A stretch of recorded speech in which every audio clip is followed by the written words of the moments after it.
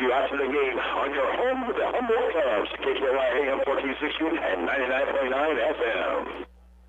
And we welcome you to Humboldt, Kansas, the site of tonight's district action, not playoffs yet. We still got a couple weeks to go for that one.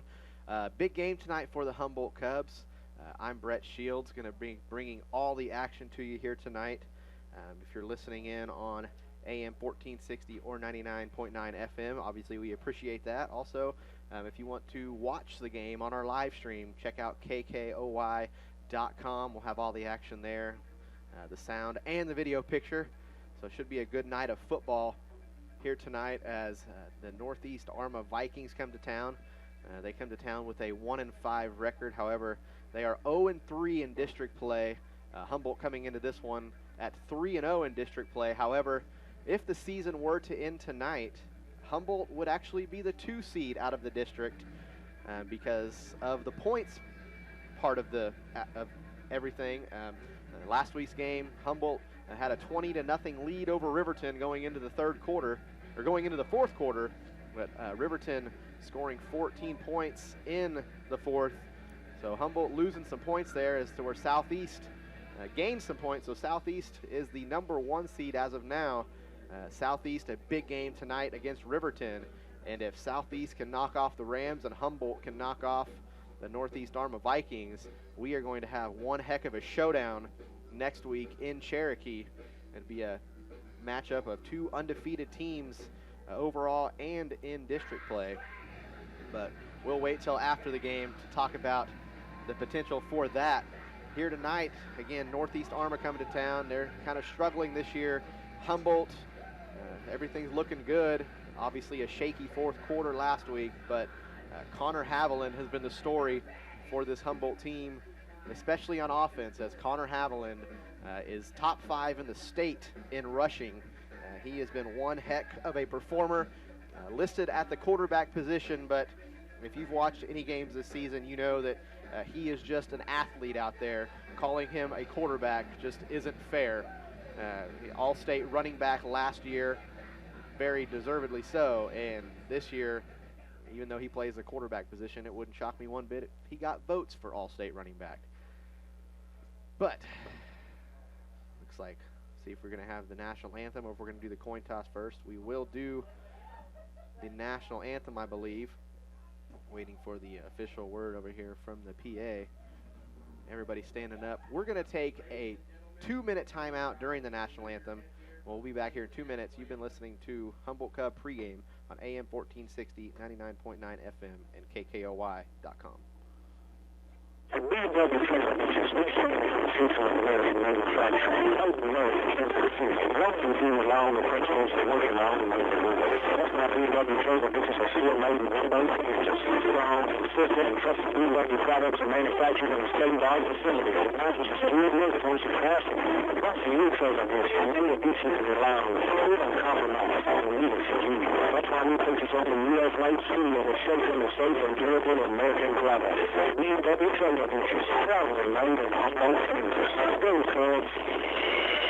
The Monarch Steveling Company has been committed to quality and excellence for more than 100 years.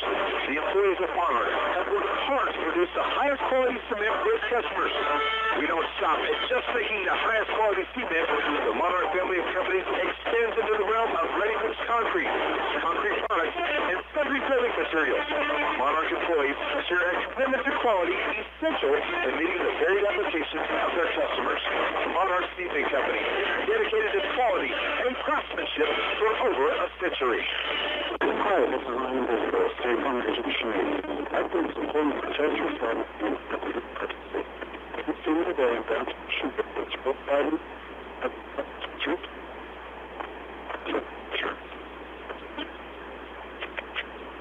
So bad about chaos, should be both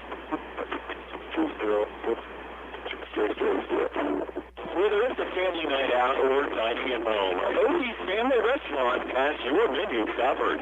They offer a delicious variety of food on their daily buffet with a fresh salad bar, pizza, roasted chicken, mashed potatoes and gravy, and so much more. And don't forget their awesome selection of sandwiches, a favorite of the Cubs team. If you have the pickiest of eaters in your family or want to try something new, come dine with us at Odie's Family Restaurant in Humboldt and Chanute. Let's get back in the game on your home from the Humboldt Cubs, 1460 AM and 99.9 FM. Back here in Humboldt, Kansas, as we are just moments away from kickoff here out at the coin toss. It appears Northeast-Arma won the toss. They will defer to the second half, so that means your Humboldt Cubs will receive the ball on offense, and they look to score early and score often and to wrap this thing up quick. This is a game that some people would even call a trap game, as the potential district championship game looms next week. So this is one of those ones you just look at and say, oh, it's an easy win against Northeast. They're a struggling team, but take no game for granted at the high school level. This could be a big one tonight. This would be a huge upset for Northeast, as I'm sure they don't need much motivation.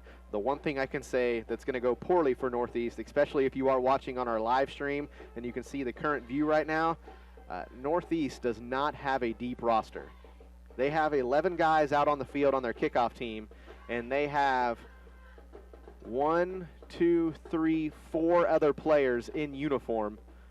2 other players have jerseys but not pants, so they're not suited up tonight. So that means they have 15 total players in uniform tonight, as Humboldt on the other side, last time I checked, had 42 on their roster. It could be a long night for Northeast.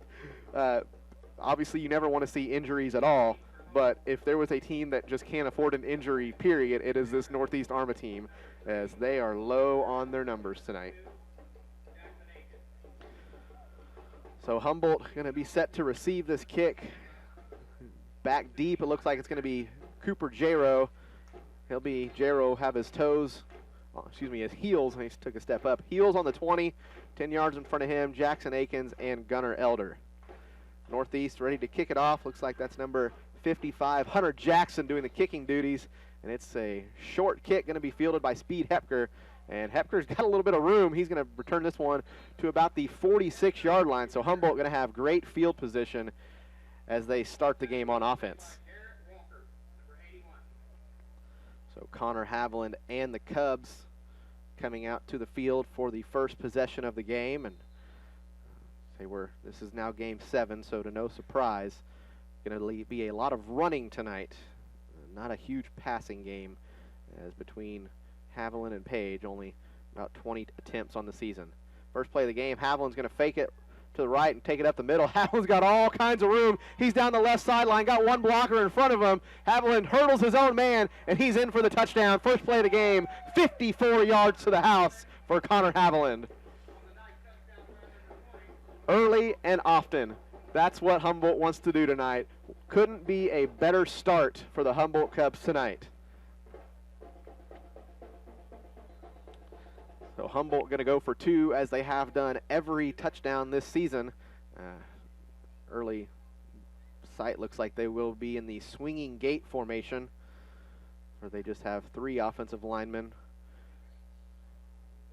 on the ball and everybody else out left. Haviland going to send a man in motion.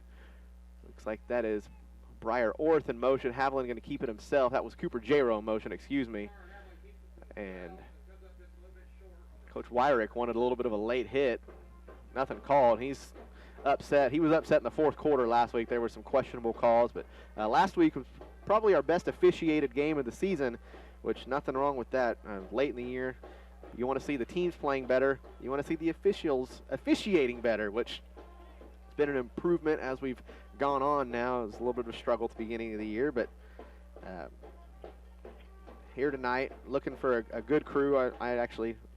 I know a couple of the officials out there. I saw them walking around, and I think we actually have a pretty decent crew out there tonight. So score 6-0. We're 16 seconds in, if you're wondering why I didn't take a commercial break. I usually take a break after every touchdown, but 16 seconds in and a short pregame. I figured you guys didn't want to hear commercials. However, after last week's unfortunate mishandling of things by a collection of people, myself included, we were unable to play ads last week, and to all of our sponsors, our deepest apologies. That was on us as a station, as a group, but we will get those ads in for you tonight. We promise. Kickoff by Haviland, be fielded at the 15-yard line, and looks like Jackson Akins missed the tackle there, but everybody else there to help him out. So it'll be a short return. The ball will be spotted at the 26-yard line for Northeast-Arma. So the Vikings will take over at their own 26-yard line. Humboldt defense went 11 straight quarters without surrendering a point, and then gave up 14 in the fourth quarter last week. Obviously, you never want to give up 14 points in a quarter, but if you can go 11 straight without giving up a point, that's pretty good. So see if they can't start another streak here tonight. First play of the game, it's going to be a pitch. That's number 9, Cruz Jarnigan. And Jarnigan's going to pick up about 3, maybe 4. And Jarnigan just looking to cruise down that right side. So it's going to set up a second, we'll call it a long 6 for the Vikings. Trying to get a number on the quarterback. Their numbers aren't exactly big on the front of their jerseys, and I never saw the back of his jersey. So under center, number 7 gives it to his quarterback Cole Richard. And there's a flag, comes from the white hat. And generally that's either holding or hands to the face. A personal foul, hands to the face mask on Humboldt. Well, that'll be a 15-yarder. That's an unfortunate play for the Cubs here early. You want to see that defense play well and not giving up anything big as far as the 2 runs go, but the penalty, that'll be big, as 15-yarders can accelerate a team or ruin a defense. So Richard gets the play call in to his offense. It's going to be under center, 3 backs, a wing on each side. It's going to be a pitch. Looks like number 82, Jasper Atchison, and Atchison still driving those feet. Atchison picks up about 4, so it'll be 2nd and 6 from the Humboldt 47-yard line. And it looks like it's going to be a lot of running on both sides of the football, as very tight formation so far throughout this first quarter for the first couple of plays for Northeast-Arma. Again, same formation. Tailback just 2 yards behind the quarterback and a wing to each side. Now a man in motion, that's Atchison. Atchison goes to the left, handoff inside, ball's on the ground. We'll see who's got it. It's Humboldt football, and just like that, after the 15-yard penalty, the Humboldt defense makes a stand, and no disrespect to Northeast-Arma, I absolutely hate that formation because it's got to be a quick handoff every single time, no matter who it's to, and that's a recipe for disaster. And just like that, they put the football on the ground. So that'll bring the Humboldt offense back out onto the field. Receiver split out to each side. Haviland in the shotgun set. Cobalt to his right. Jarro to his left. Coronado behind him. Snap, ball is on the ground. Haviland picks it up, running for his life, trying to make something happen. Now running to the left side. He's got all kinds of room. There is a flag down. I'm going to try not to get too excited, as this looks like another 50-plus yard touchdown, but that looked like an illegal block on the far side. This one's going to come back. They got a block in the back on the outside. And not sure who that was on the far side.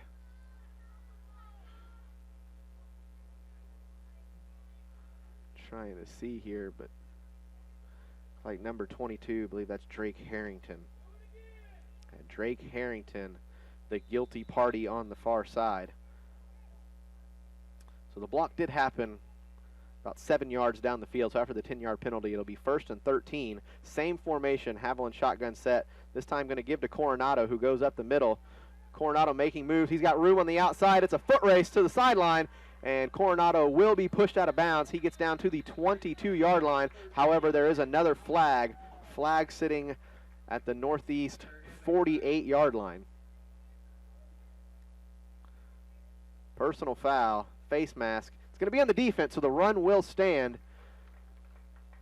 So that'll be a 31-yard run for Coronado. Add in the 15-yard penalty, and that's a 46-yard play. Actually, that's not true because it's not 15 yards. Half the distance, 11 yards, so a 42-yard play.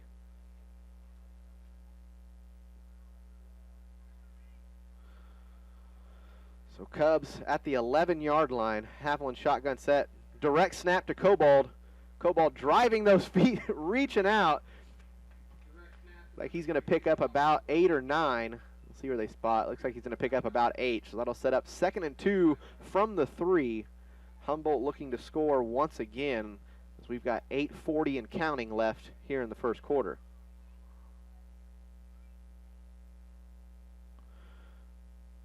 Haviland in the offense waiting for the call from the sideline. Now they've got it. Haviland going to be in that shotgun set once again. Jar to his left, Cobalt to his right. Coronado behind him. Now Coronado moving a little bit to his right. Handoff to Cooper Jaro, and Jaro stuffed immediately. Give credit where credit is due. That's number 55, Hunter Jackson. And Hunter Jackson made a play, busting through that Humboldt offensive line. Again, sometimes you got to give credit where credit's due. You don't try to hype up the opposing team too often. But a great play by Hunter Jackson for Northeast-Arma. Coach Wyrick trying to get in the perfect play call for this 3rd and 6. Again, Humboldt can get a first down. It is not a must-score situation. I'd like to think this is probably an opportunity for Connor Haviland to keep the ball in his hands. It's going to be a handoff to the right side. Cooper Jaro will walk into the end zone. That'll be a touchdown for Humboldt, and just like that, score will be 12-0 with 7:35 to go in the first quarter. 2-point conversion still to go.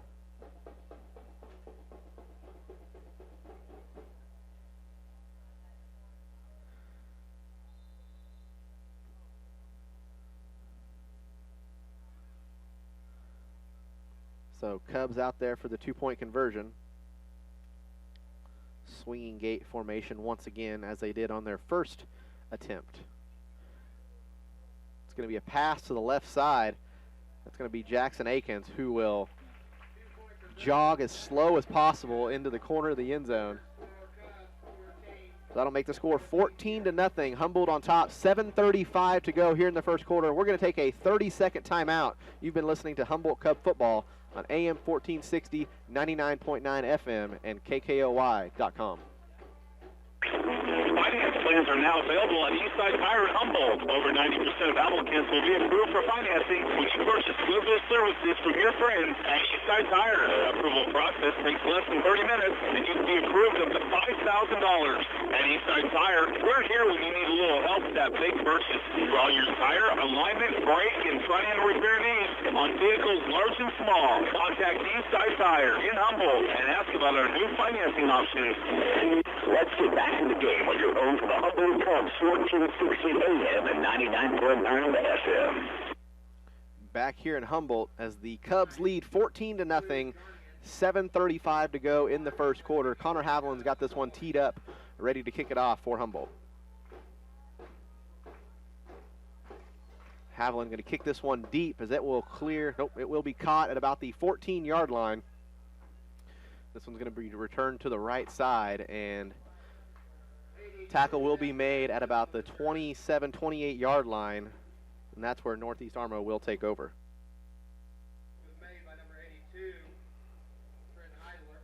Tackle made by number 82, Trenton Heisler, the junior.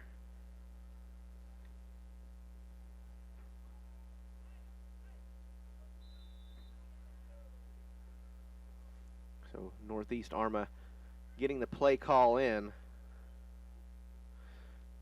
Again, it'll be the tight formation. Tailback 2 yards behind his quarterback, Cole Richard. Richard gets the snap, pitches it to number 9, Cruz Jarnigan, and Jarnigan really nowhere to go. He'll get back. Oh, and ball's put on the ground. Humboldt will take over. I didn't even see the ball come out, but Humboldt now forced 2 turnovers against Speed Hepker on the tackle. He will get credit for the forced fumble. So 2 turnovers forced and 2 touchdowns, and we are not even 5 minutes into this game. Could be a long night for the Vikings.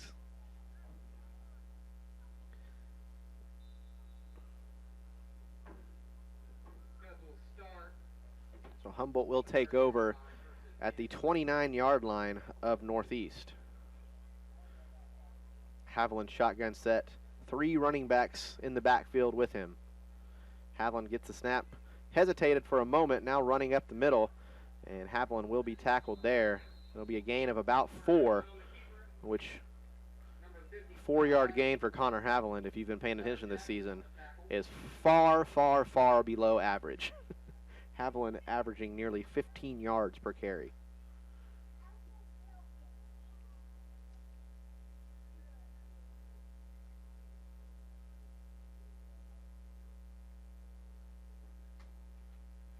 Snap to Haviland. He's going to keep it himself once again.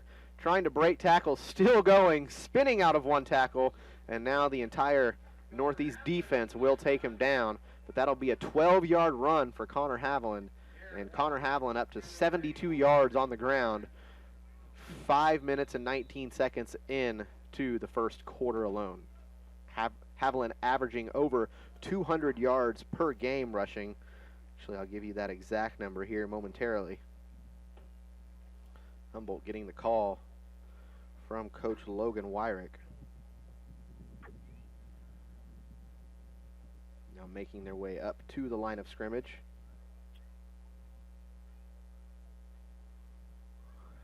Haviland will get the snap, give it to his back, Coronado. Coronado's got room up the middle, and Coronado's in there. That's another touchdown for Humboldt, and the 3rd different player for Humboldt to score a touchdown, as we are 5 minutes and 54 seconds into this one. Score is now 20-0, Humboldt on top, 6:06 left in the first quarter. Isaiah Coronado coming into this game with 326 yards on the ground, a little over 50 a game, but 7.4 yards per carry. That's the important number there. Coronado, that is now his 5th touchdown on the season.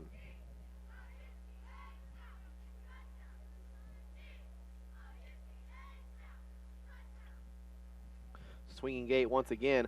Little flip pass, and that'll be caught. That was the center, Cobalt. He'll catch it. So that'll make it 22-0 in 6:06 to go here in the first quarter. We're going to take another 30-second timeout. You've been listening to Humboldt Cup football on AM 1460, 99.9 FM, and KKOY.com. My grandpa started small, real small. Back then, he didn't have much to start with. He was around a mule and a sack of seed, but he made it work. And my family was a local work for 2 generations since. It all started from the seed. In farming, everything starts with a seed. At Community National Bank of Trust, we've got the seed money we need to get started. You take pride in your work, and we take pride in helping you do it. I'm the Community National Bank of Trust news you at mybankcmb.com. Member FDIC, equal housing lender. Let's get back to the game where you're home to the Humboldt Cubs, 1460 AM and 99.9 FM. Back here in Humboldt, Kansas, where the Cubs have a 22-0 lead with 6:06 to go in the first quarter. And everything has gone right for the Cubs except for a defensive face mask penalty and a block in the back on offense. Outside of that, there's been nothing to dwell on. Kickoff by Haviland. This one's going to be over the head of the kick returner and just kind of dies. And Humboldt swarming on the returner as this one will get returned to the 18-yard line. So horrible starting field position for the Vikings, who have essentially gone nowhere on offense except for the 15-yard penalty.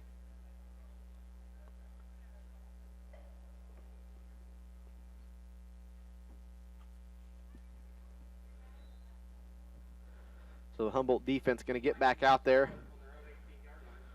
Defensive line looking to make a big stand here, as early in the season that was kind of the weak point of the Humboldt defense, but they've kind of stepped it up as they've got a 5-man front now here against this formation. It's going to be a pass looking to the right side, and it's going to be picked off. That's Coronado, and there was almost no receiver there for Northeast as that ball was thrown directly to Coronado. That'll be an interception. The guilty party will be Cole Richard, his first pick of the game on his first pass attempt. But just like that, Humboldt will take over at the Northeast 30-yard line. Humboldt looking to score once again as we are barely past the halfway point of the first quarter.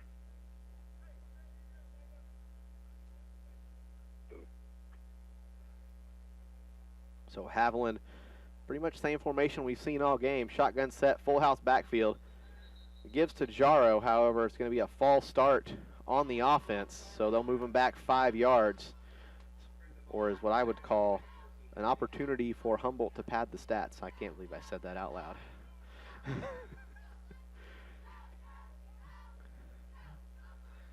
Humboldt really moving the ball at will here tonight with some huge plays. They've had runs of 56, 31, 12, 12, 8. Pretty much nothing in the negative for Humboldt except for penalties. So Haviland going to look to throw this time. He's got a man wide open down deep, and he throws to the man underneath Cobalt.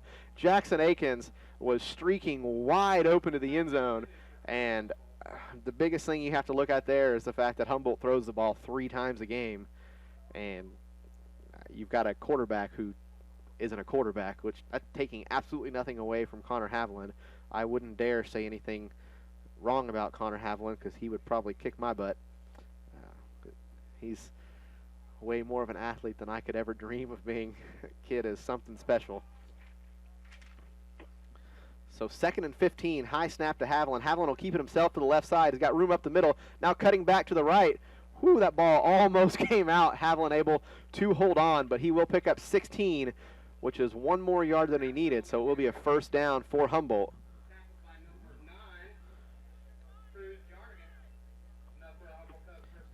That's now 88 yards on the ground for Connor Haviland, and a great job on what was a fairly high snap, him able to bring it down and get a first down out of that play.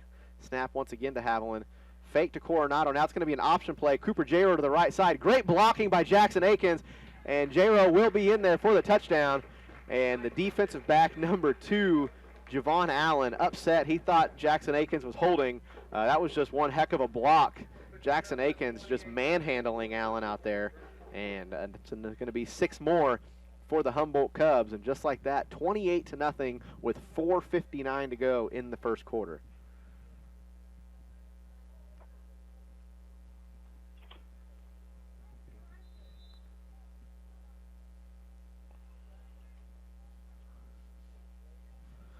So the 19-yard touchdown run for Cooper Jaro, and that's Jaro's 2nd rushing touchdown of the game. Snap to Haviland, going to throw out to the left side. And that's Akins, and Jackson Akins getting rewarded after a great job blocking on the touchdown. He's rewarded with the 2-point conversion. 30-0, 4:59 to go in the first quarter. We're going to take a 30-second timeout. Once again, you're listening to Humboldt Cub football on AM 1460, 99.9 FM, and KKOY.com. School District is proud to serve our students recommendations for a variety of educational programs and services ranging from special education to current and college courses throughout our community college. For good reputation and good system research are committed to excellence in public education. We live with that schools and served by all students with skills and knowledge necessary for success. Let's build us. Let's get back in the game with your home to the Humboldt Cubs, 1460 AM and 99.9 FM. Back here, Humboldt, Kansas, 30-0. Cubs on top, 4:59 to go, still in the first quarter. It has been a dream start for Humboldt and your worst nightmare, not just because Humboldt's wearing the orange and black tonight. high kickoff. Jackson Akins gets down there and misses the tackle, but there to clean it up was number 23, Gavin Page, and Akins missing the tackle, but does enough, just enough, to slow him down. Good job by the kickoff team to get down there and swarm the kick return, as whether it's been on offense, special teams, whatever, Northeast unable to move the ball at all so far.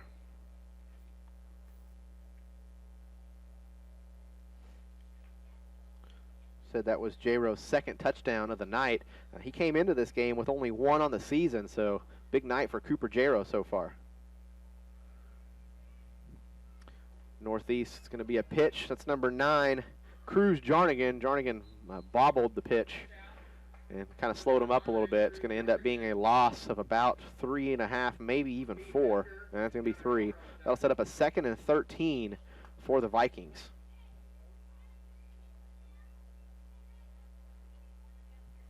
Northeast getting the call from the sideline.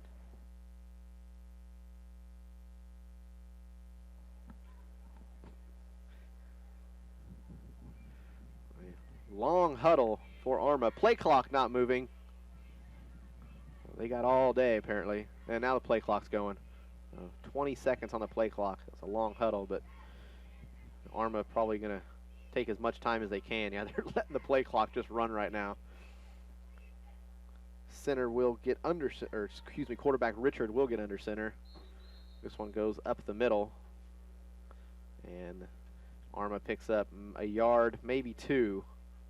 We'll give him 2 yards on that one. So that'll set up a 3rd and 11 for the Vikings, who only first down of the night has come via a 15-yard face mask penalty, albeit still the first quarter, but Humboldt has 30 points, so you might want to start getting first downs at this point.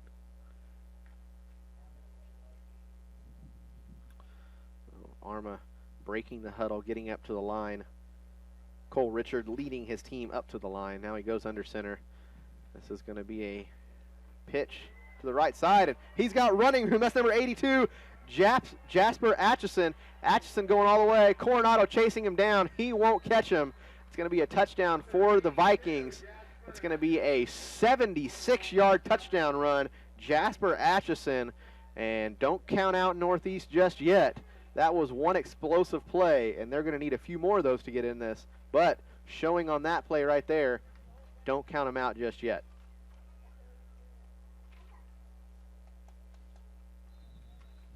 So the 3:09 mark, Humboldt gives up their first touchdown of the game, and I was talking a little bit to Coach Wyrick before the game, and I know he didn't want to give up anything tonight, wanted to have a big game going into next week. But unfortunately, the long touchdown, 2-point conversion for Arma, it's going to be stopped short, so Arma will stick at 6 points. A late flag came in. Before we go to break, we'll see what the flag is.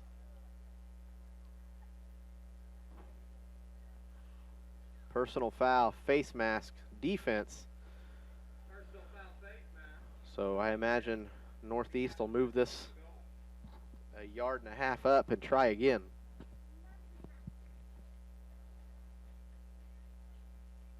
Or they're just going to move it a yard up.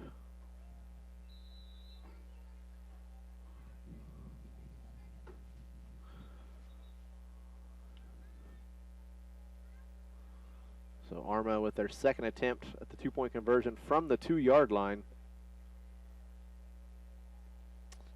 Cole Richard will go under center. Richard going to keep it himself. He was stood up initially, but if they had a push behind him, and the far side official saying no good. So good job by the Humboldt defense to stand twice on the conversion attempts. That'll leave it 30-6, 3:09 left to go in the first quarter. We're going to take a 30-second timeout. You've been listening to Humboldt Cub football on AM 1460, 99.9 FM, and KKOY.com.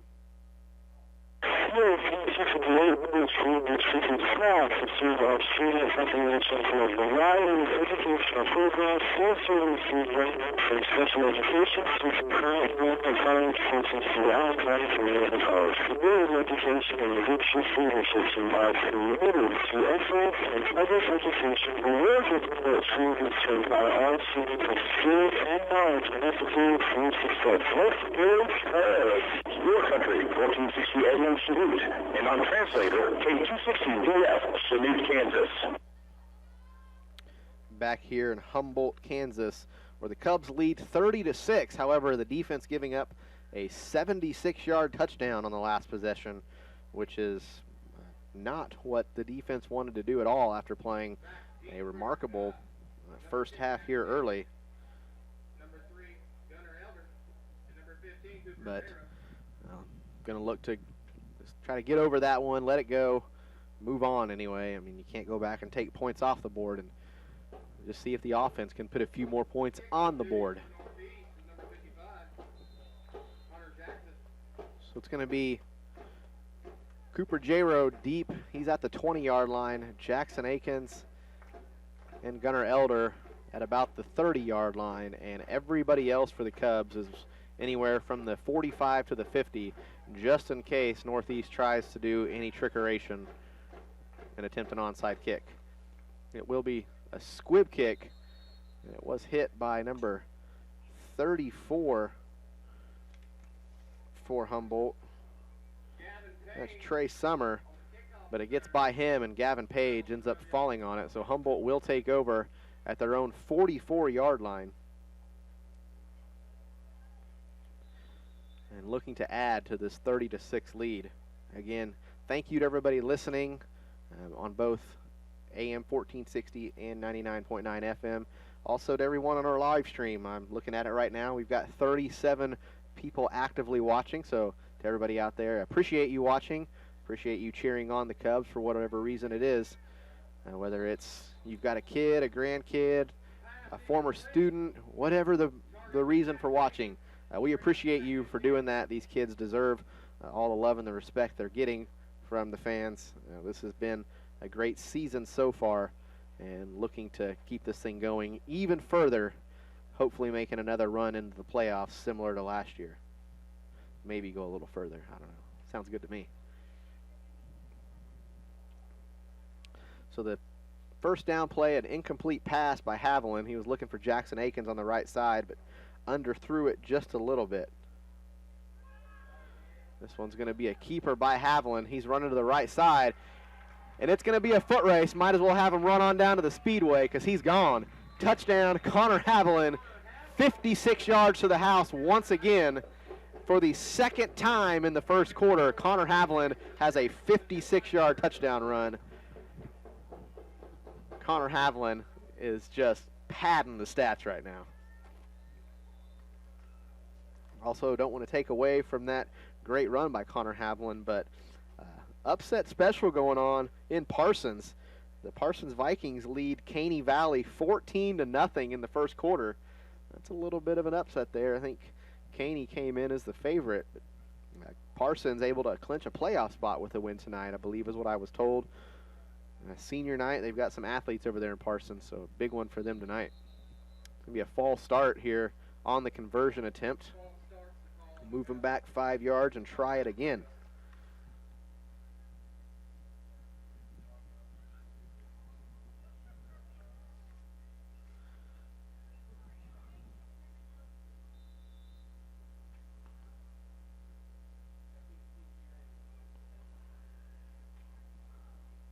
So they're going to stay in the swinging gate formation, it appears. 3 offensive linemen, Haviland and Coronado in the backfield. Looked like an option to the left side. Haviland thought he could cut it upfield himself, but gets cut down almost immediately. So the conversion attempt will be no good. That'll keep the score at 36-6. 2:53 left to go in the first quarter. We're going to take another 30-second timeout. You've been listening to Humboldt Cub Football on AM 1460, 99.9 FM, and KKOY.com. BMW trailer hitches, we stand for the future of American manufacturing. Help America into the future. What we do allow the principles that work around the neighborhood. That's why BMW trailer hitches are still made in both Kansas. Now, consistent and trusted BMW products are manufactured in a state-of-the-art facility that offers a skilled workforce capacity. Across the new trailer hitch, and in addition to allowing full and compromise and leadership. That's why we focus on the U.S.-made steel that is shaped in the safe and durable American products. BMW trailer hitches, proudly made in Humboldt, Kansas. Go, Cubs. Let's get back to the game on your home for the Humboldt Cubs, 1460 AM and 99.9 FM. Back here in Humboldt, Kansas. Looks like Connor Haviland's got this one teed up once again. We're going to work on getting you some scores here momentarily through this next possession. A good kickoff by Connor Haviland. This one will be fielded at the 19. And Jackson Akins, another big hit, but couldn't finish the tackle. But teammates there to help stop forward progress, so the ball will be spotted at the 25-yard line, and that is where the Vikings will take over. Probably the biggest game in the state, arguably, up in Kansas City. Two private schools going at it, no recruiting there, obviously. St. Thomas Aquinas leading Bishop Miege 14-13, and I know that has nothing to do with 2A, nothing to do with Humboldt, but arguably the biggest game in the state, as those two Division II colleges are going at it, as they recruit just as much, if not more, than the Division II schools around here, so might as well call them that.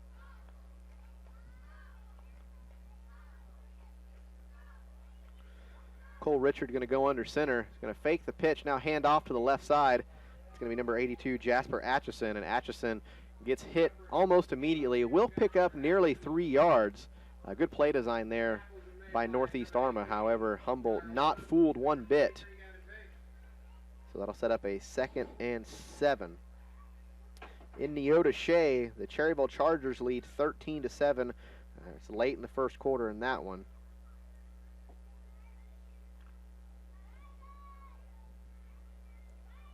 Coffeyville up 7-0 on Chanute, that game in Chanute. Chanute looking to control their own destiny to win the SEK title. Going to have to beat Coffeyville, though, to do it.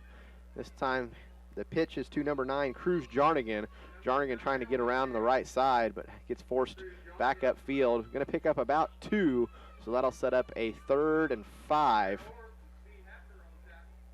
for the Northeast-Arma Vikings. Iola and Girard going at it tonight. Iola with a 12-7 lead, and that one's in the first quarter as well.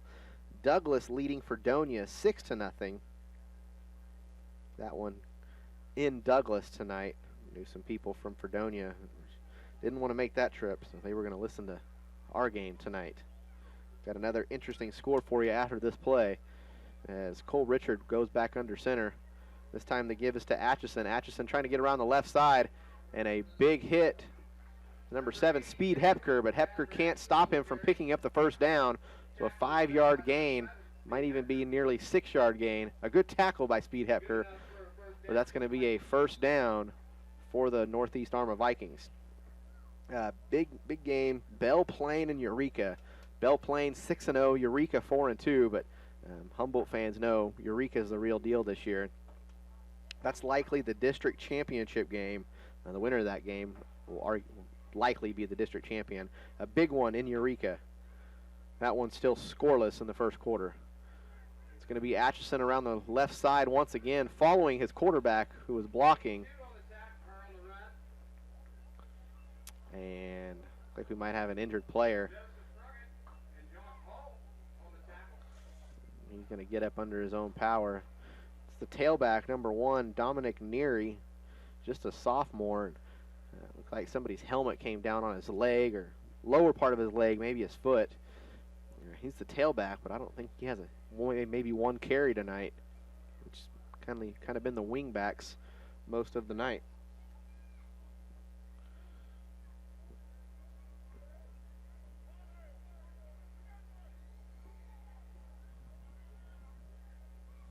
So Northeast getting back out there, 2nd and 10.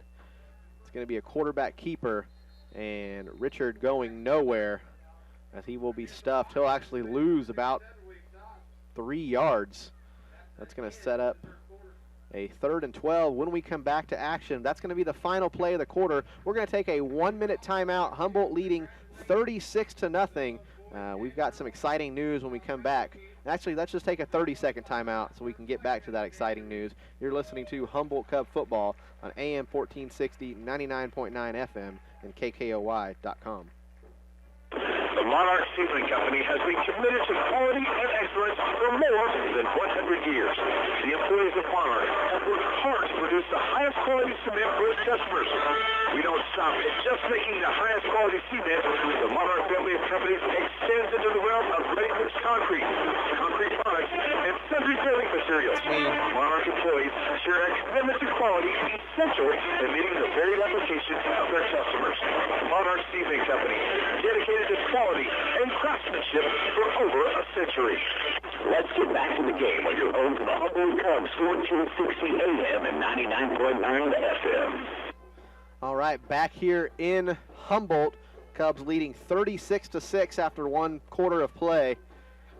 Big exciting news. Wanted to congratulate the Humboldt Cubs cross-country team, both the boys and the girls teams winning league titles yesterday. So big congratulations to the Humboldt cross-country teams. Also, volleyball's got sub-state next Saturday.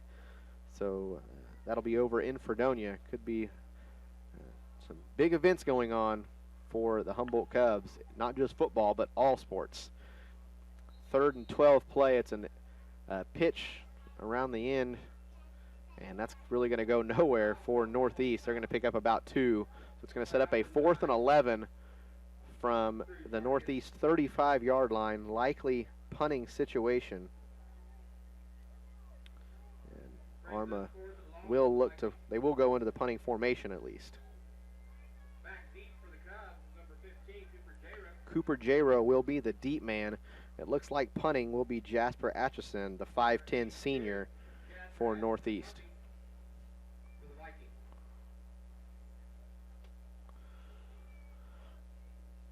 So not exactly a pretty snap. Pretty good punt, though. See what kind of bounce it takes. J-Row just going to get out of the way, and this one will be down at the 36-yard line. So a 28-yard punt, but no return. So not the greatest punt in the world, but when you figure in there was absolutely no return, a good change of field, if you want to call it that, for Northeast. However, there was a flag on the play. They're going to get Gunnar Elder for a hold. Elder didn't like the call, but he's going to jog off the field and talk to the coaches.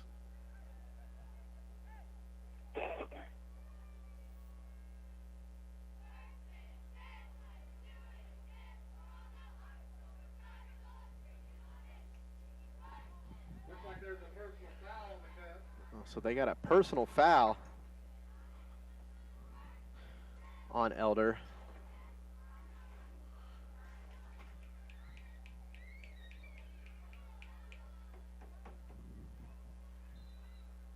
So Humboldt will take over at the 21-yard line.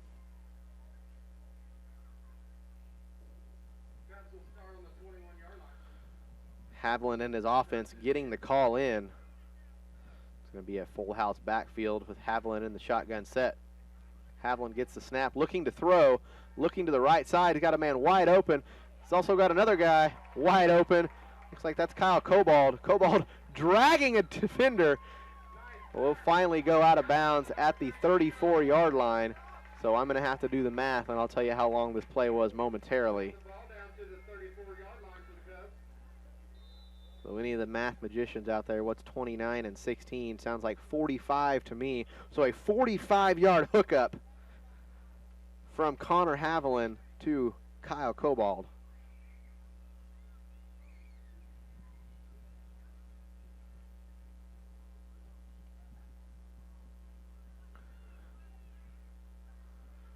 So first down for Humboldt. Jackson Akins coming in motion. Will give the handoff. Akins got room on the left side. Now following his blockers, trying to get to the pylon, and he'll sneak in. Jackson Akins scores from 34 yards out on the end around. Just like that, 42-0. Humboldt still on top. 10-15 to go in the second quarter.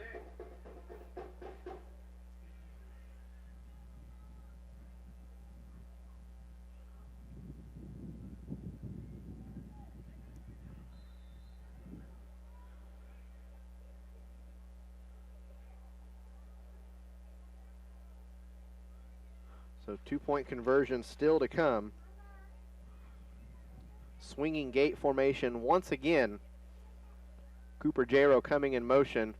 Haviland will fake the handoff, and Haviland will go in. A low, late hit. And they're just going to let that one go. Didn't like that one bit, but Haviland just going to jog to the sideline.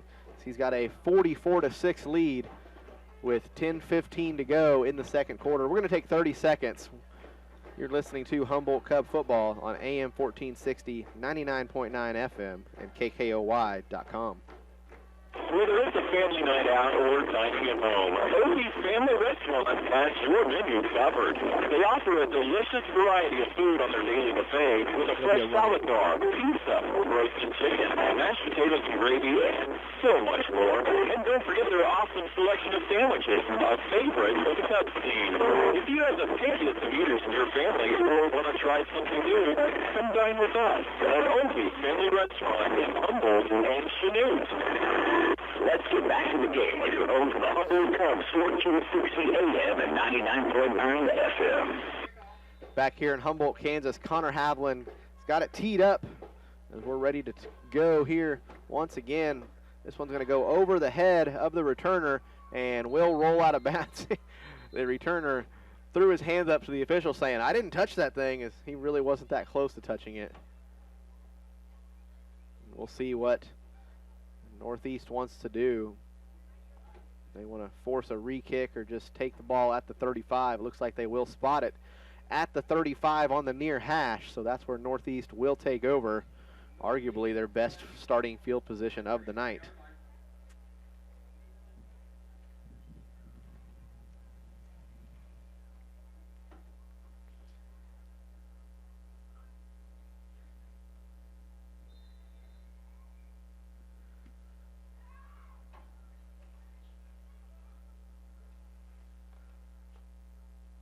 So Northeast offense back out onto the field. Cole Richard under center. It's going to be a pitch to Atchison. And Atchison tries to cut it upfield but gets nowhere. He'll gain maybe a half a yard, and actually looks like it's going to be no gain at all.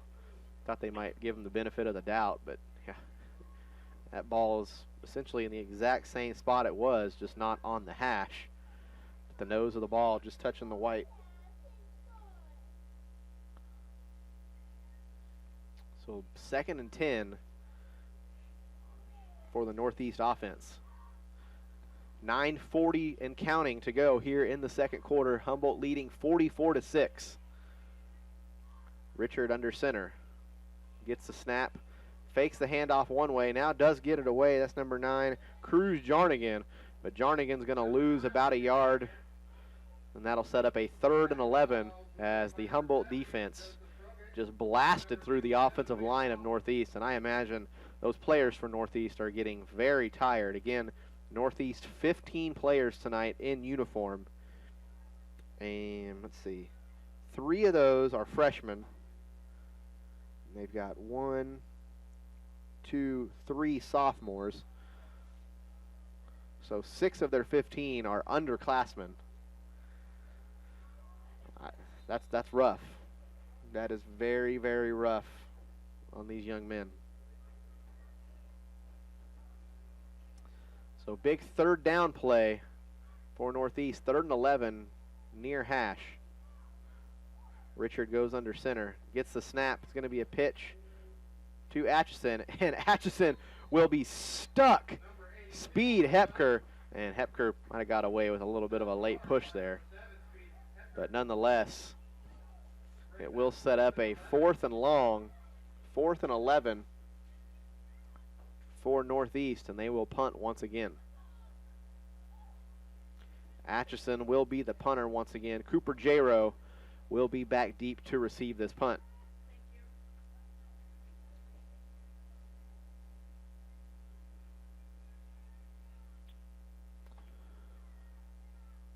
So Northeast, they've been letting the play clock run a little bit in these last 2 possessions.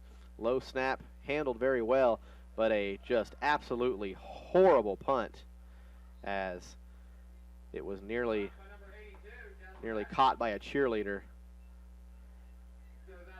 That is a 7-yard punt.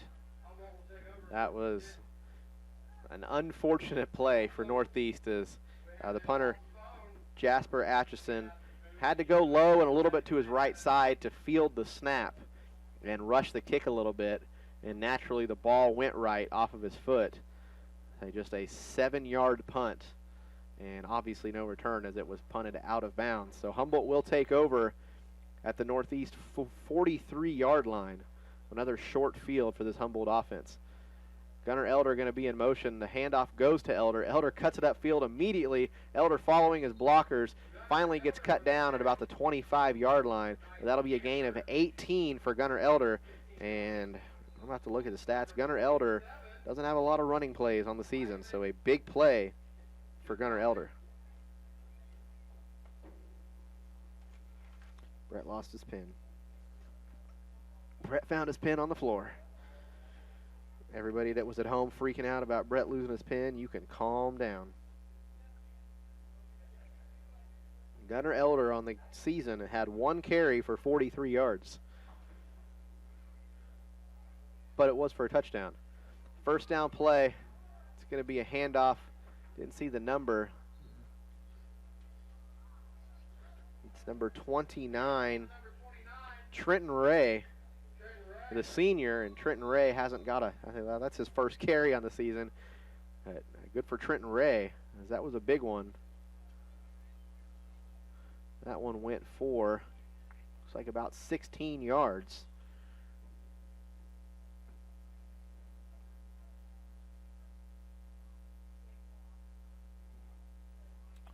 So clock now 6:45 and counting. Humboldt inside the 10-yard line, 1st and goal. Haviland gets the snap, going to look to throw to the right side, throws it behind his intended receiver, Jackson Akins. And if they call defensive pass interference, I feel really bad for Northeast because defensive back would look like he was making a play on the ball. Ball was thrown behind the receiver. That's a tough call, albeit it'd only be a very short penalty. But they will call the pass interference on the defense. Just a 4-yard penalty due to Humboldt being so close to the field. But, man, that's a tough call.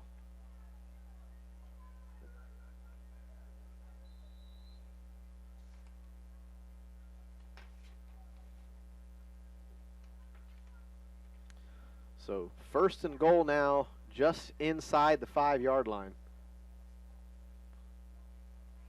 The Humboldt offense looking to score once again to attempt to break the 50-point mark. Haviland going to throw. He gets hit low. That's never good. And now a late flag. I could see this being offensive pass interference if Humboldt was out there blocking. Haviland took a low hit, but he got up immediately, so he looks to be all right.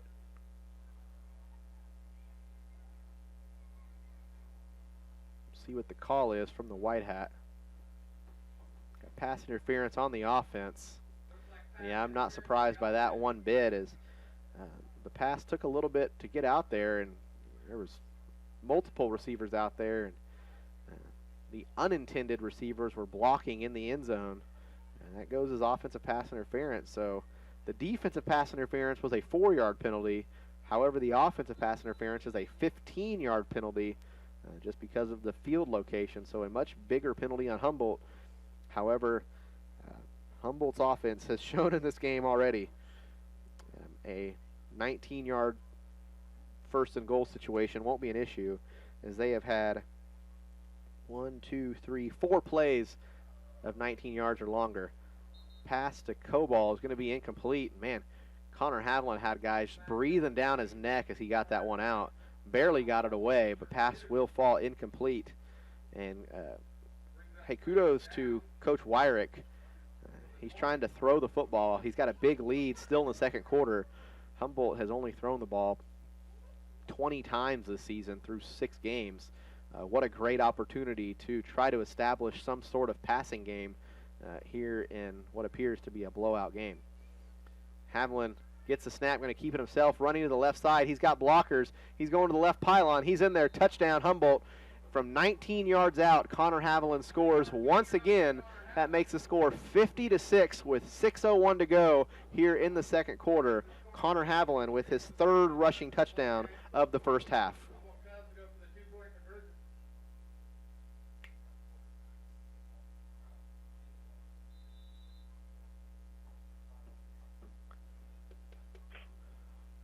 So Humboldt's going to go swinging gate once again.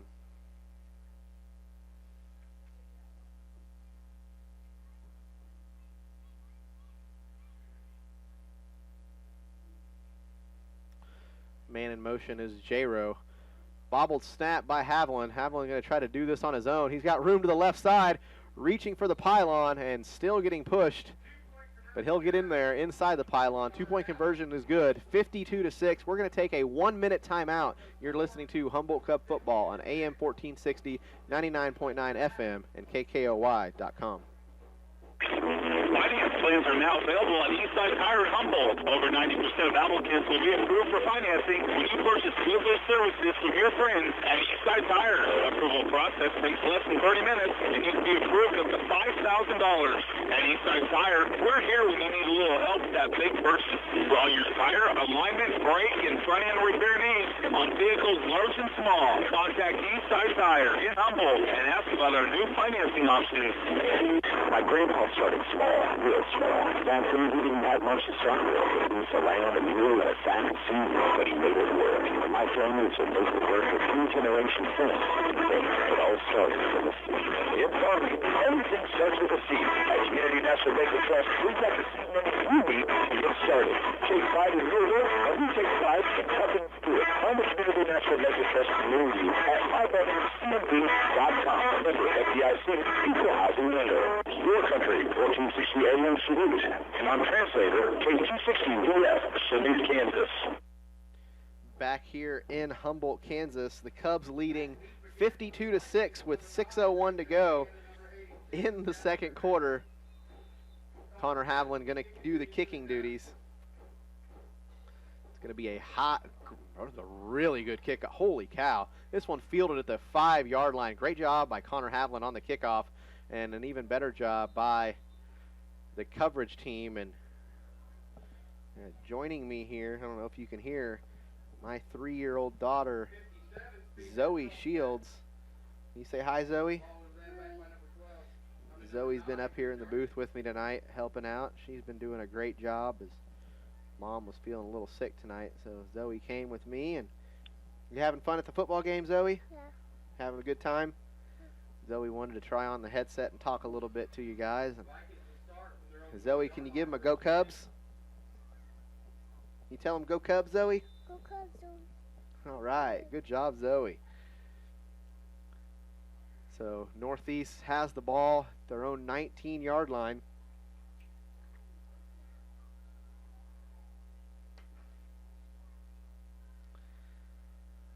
So nearly an offside. I'm not sure who that was on the defensive line. They timed that snap perfectly.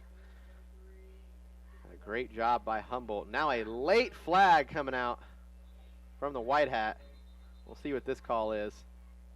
Got a personal foul on Humboldt.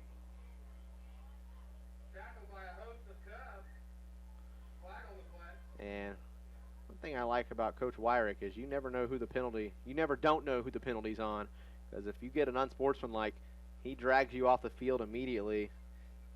Number 70, Joseph Froggett, the guilty party on that one. An unfortunate play there for Humboldt, but I got to learn. I mean, it's better to do. I guess it's never good to have a penalty like that, but you're up 52-6. It's not like it's going to ruin a game for you, but nonetheless, never want to see a late hit or an unsportsmanlike penalty like we just saw right there. It's going to be a false start here on Northeast, as looks like number 21 for Northeast. That's Brandon Sigmund. Sigmund, 5'9", 144-pound freshman. And that's a tough situation for your freshman to be in, to come in and play varsity football right off the bat. And that's just something we've seen tonight with Northeast, as they've got 15 guys suited up once again. That's just a Tough situation to be in. Nonetheless, it's going to be 1st and 15. And now we've got a timeout, Northeast. We'll take the timeout with them. We'll take 30 seconds. You've been listening to Humboldt Cub football on AM 1460, 99.9 FM, KKOY.com. School District is proud to serve our student population for a variety of educational programs and services ranging from special education to concurrent enrollment college courses throughout our community college. The Board of Education and the District leadership team are committed to excellence in public education. The work of Humboldt School District are all students with skills and knowledge necessary for success. Let's go Cubs! Let's get back to the game on your home for the Humboldt Cubs, 1460 AM and 99.9 FM. Back here in Humboldt, Kansas, coming out of the timeout.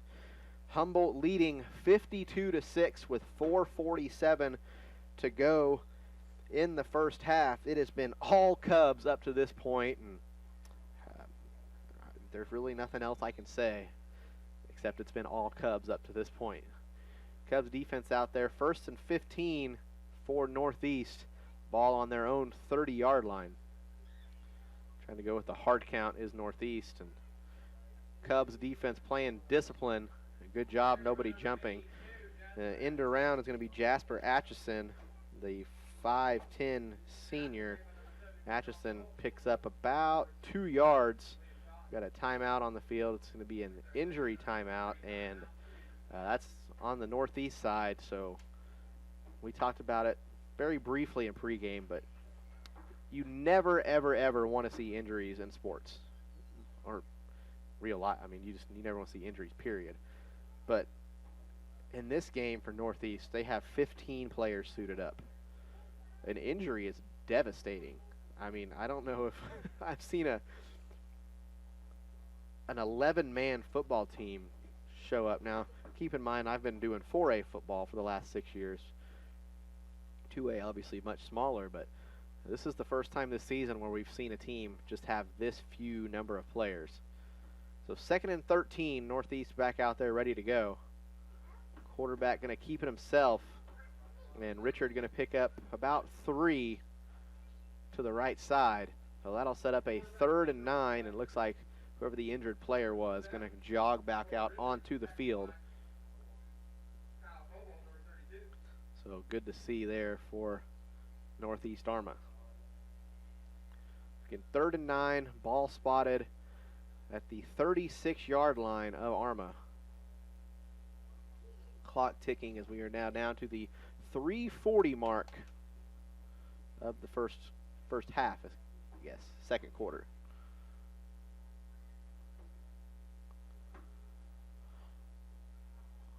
Richard under center. Ball's on the ground. Ball's still on the ground. Humboldt going to pounce on it. And number 5, I know they're short on numbers. Braden Broyles showed absolutely no effort to get that football. That's very disappointing if you're Northeast. Humboldt going to take over at the Northeast 25-yard line with 3:22 to go, looking to score once again.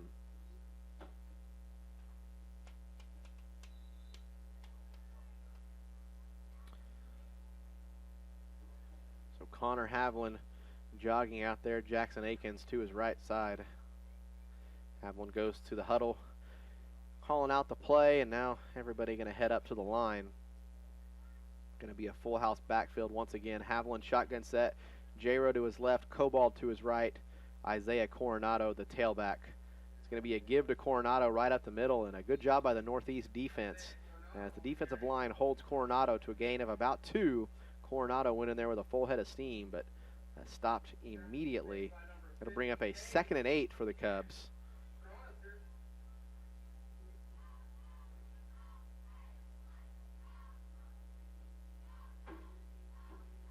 So Havlin back in the shotgun set. Same formation as the first down play. This time the give's going to be to J-Ro on the right side. Is that Cooper J-Ro? Can't tell. It's going to be a touchdown for Humboldt. That's number 18, Briar Orth, excuse me. And Briar Orth is in there for the touchdown. That one from 24 yards out. 23 yards out, excuse me. But once again, a Humboldt touchdown, 58-6, 2:45 to go here in the second quarter.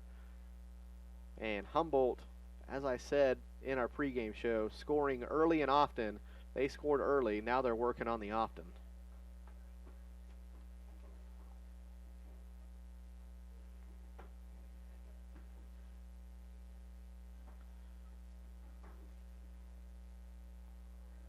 The two-point conversion. It's going to be a jump pass from Haviland to Cobalt, and it's good.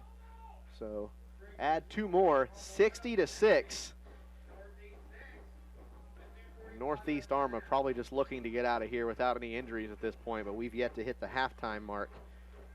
So with 2:45 to go, we're actually going to keep it here. We've taken quite a few breaks on this one. We've had plenty of scoring so far here tonight. It's been a beautiful night for football. Weather was beautiful today, up in the 70s. Here this evening, a little breezy out there, but a little bit warmer than it was last week. It was chilly last week. I don't know. Actually, it may not be that much warmer. We may have just had the week to get ourselves accustomed to this cooler weather. Last Friday, it seemed like it was just crazy cold out here. It wasn't really all that bad, but just seemed that way. But we're here tonight. Beautiful night for football. Under the lights. Nothing better than Friday night lights. Connor Haviland going to kick this one off. And again, another great kickoff. This one fielded at the 6-yard line.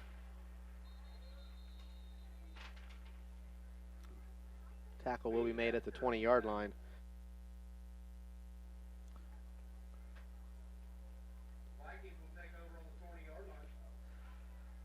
So Northeast will take over at their own 20-yard line.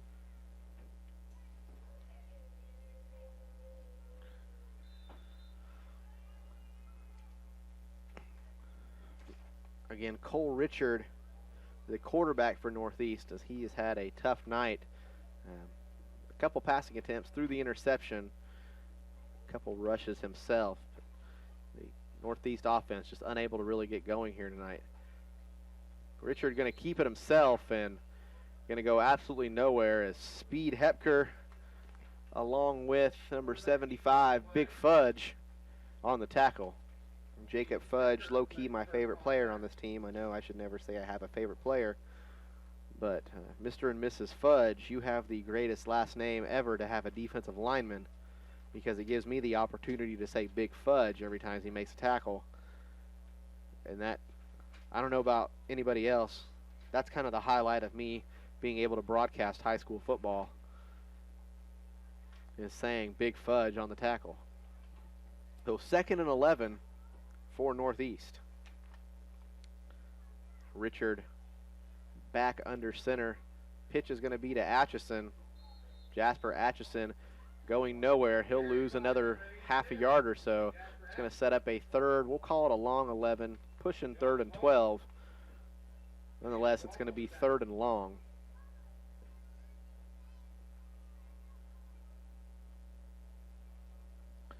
So a minute 26 and counting. Humboldt, unless they get a turnover here, even after they field a punt, I would imagine Humboldt doesn't attempt to score again.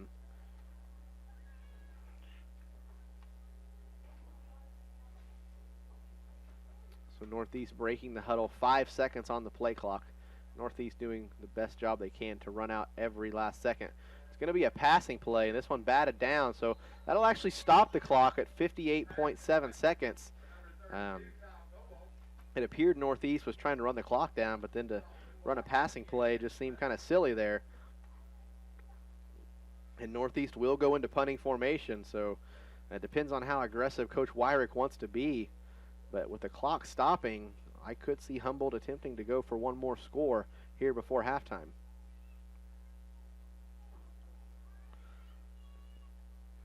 Might attempt to go after this punt. Atchison about 12, 11 yards behind his center. High snap. This one's on the ground. It's in the end zone. Ball still on the ground.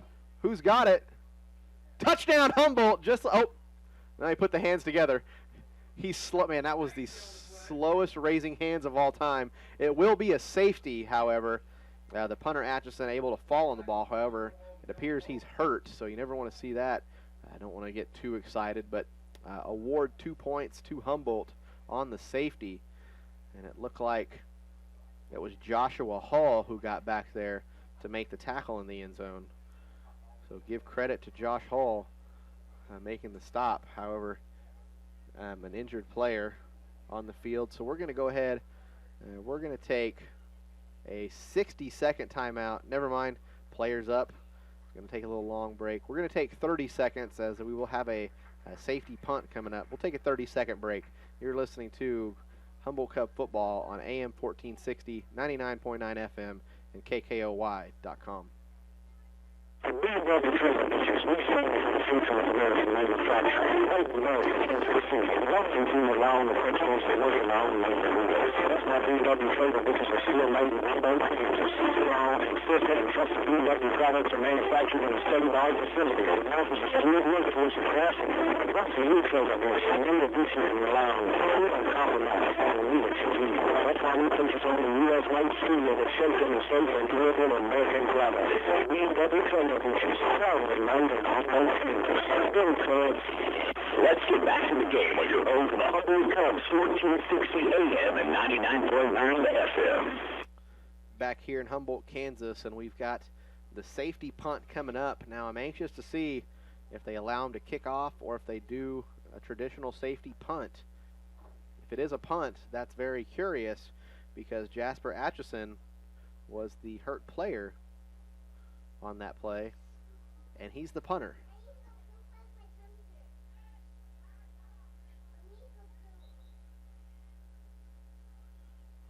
So we'll see what they do here.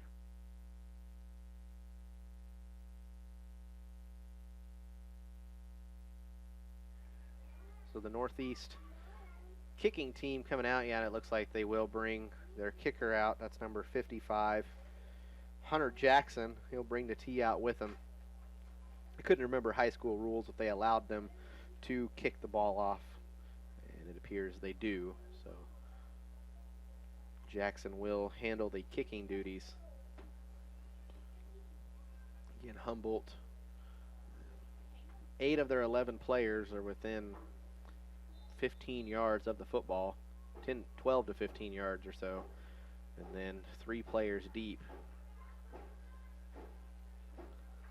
So we'll see what we get here. I would imagine they want to kick it as deep as possible because a short kick gives Humboldt an even better opportunity to score. So kickoff coming. It's going to be off to the right side, and the flag will come out as the ball will likely be spotted at the Humboldt 49-yard line.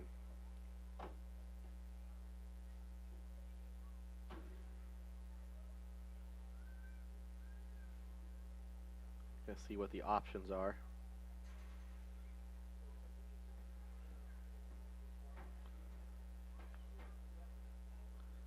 And they will spot it there at the 49 where the ball went out of bounds. So Humboldt 54.4 seconds with one opportunity to score, and it appears the offense will not going to line up in a victory formation to take a knee by any means. So see if they attempt to score here. Haviland shotgun set. Give's going to be to Coronado. Coronado being very patient. Coronado's going to pick up about 6.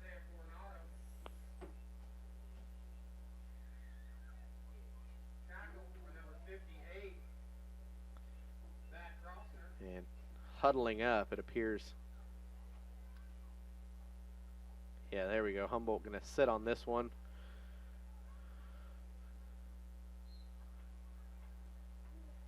That'll reset the play clock. That'll be the final play of the half. So a great half of football. Humboldt leading 62-6 as we take this one to the break.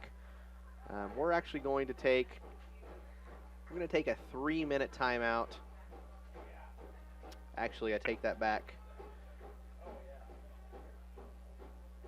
See what we're going to do here. I'm waiting to see how long halftime is actually going to be. Clock finally hitting 0. See what our plan of attack here is. We've got 15 minutes on the clock for halftime. My mouth's kind of dry. I got to go get a bottle of water and reset these vocal cords. Mark back in the studio, if you could do me a favor and send us back to music for 8 to 10 minutes, I'd appreciate that. If not, get a hold of me and we can figure something else out. But until then, we'll send it to music if we can.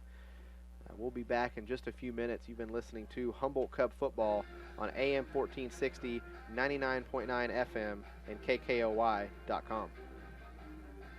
The Monarch Sealing Company has been committed to quality and excellence for more than 100 years. The employees of Monarch have worked hard to produce the highest quality cement for its customers. We don't stop at just making the highest quality cement.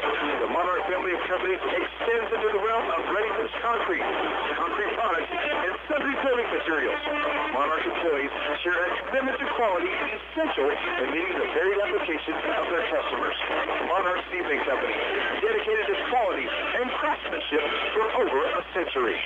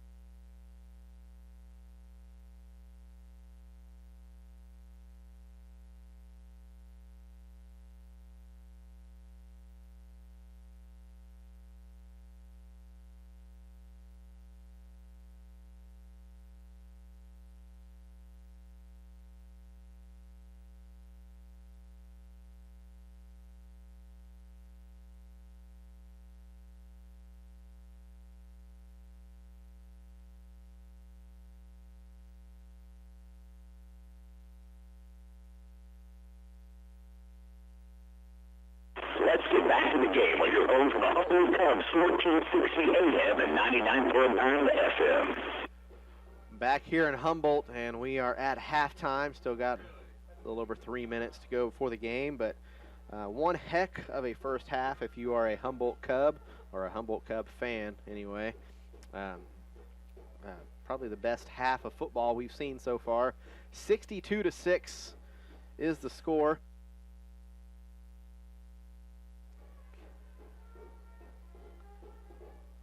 It's been a great half offensively and defensively. The one touchdown for Northeast was the 76-yard touchdown run, which was kind of a busted play on defense. Outside of that, Humboldt really hasn't given up anything. Talked about a little bit in pregame. This was kind of a quote-unquote a trap game, as next week is essentially the district championship game, as Humboldt will travel over to Cherokee to take on the Southeast Lancers. However, Humboldt clearly not falling into the trap game scenario as they lead 62-6. But it was also a trap game for Southeast, as Southeast had to take on Riverton tonight. And the Rams are trying to play upset special. That game tied 6-6 at halftime. So Southeast might be looking ahead to next Friday, as that matchup again could potentially be a district championship game. But Humboldt taking care of business here tonight. We'll try to keep you updated.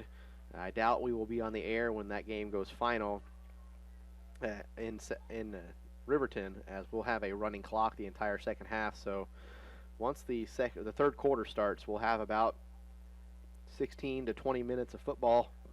It kind of depends on the timeouts or injuries. But say 20 minutes is probably as long as the second half will take. It'll be a quick second half. And again, a tight game over there in Riverton, as Southeast and Riverton tied at 6 apiece at halftime. And I know there's probably plenty of fans, players, coaches. Probably don't want to know the score right now if you're a coach or player, but I'm sure after the game they'll probably want to know, hey, did Southeast win? Because that'll be a big one next Friday. District championship on the line. As I mentioned also in pregame, Southeast came into this one as the 1 seed in the district currently, based on points. However, even if they win tonight, and both teams are undefeated going into next week, I believe Humboldt would take over the points lead, assuming that game stays close and Humboldt doesn't miraculously give up 60 points in the second half, which would be a miracle of its own. No disrespect to either of these teams. I just don't see Northeast dropping 60 in the second half or close to it. Got some unofficial as they get stats, as I was doing pretty good, kind of running a one-man show up here. Got my 3-year-old helping me out. She's been doing good. And if you've got a kid, you know that 3-year-olds can be a handful sometimes. So it's been a fun evening so far. So I was doing pretty good on my stats there early, but I lagged up a little bit. But Connor Haviland, he's got 3 touchdowns, 2 of those going for 50-plus yards. Bless you. Haviland, 2 50-plus yard touchdowns and a third. Cooper J-Rowe, a couple of touchdowns. Isaiah Coronado getting in on the scoring action as well. Haviland pushing 200 yards rushing. Haviland also completing the big 45-yard pass to Kyle Cobald, also attempting many other passes, just unsuccessfully completing many of them as they were trying to get the rushing game going. Or the passing game going. The rushing game has been going with ease. It looks like the 2 coaches are going to meet out here at midfield. Anxious what this is about.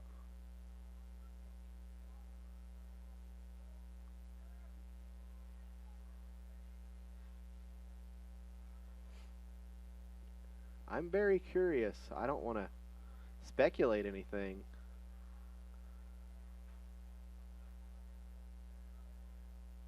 surely there wouldn't be any kind of forfeiting going on here. The second half running clock should have been predetermined before the game, but very eerily, two coaches talking at midfield here at halftime.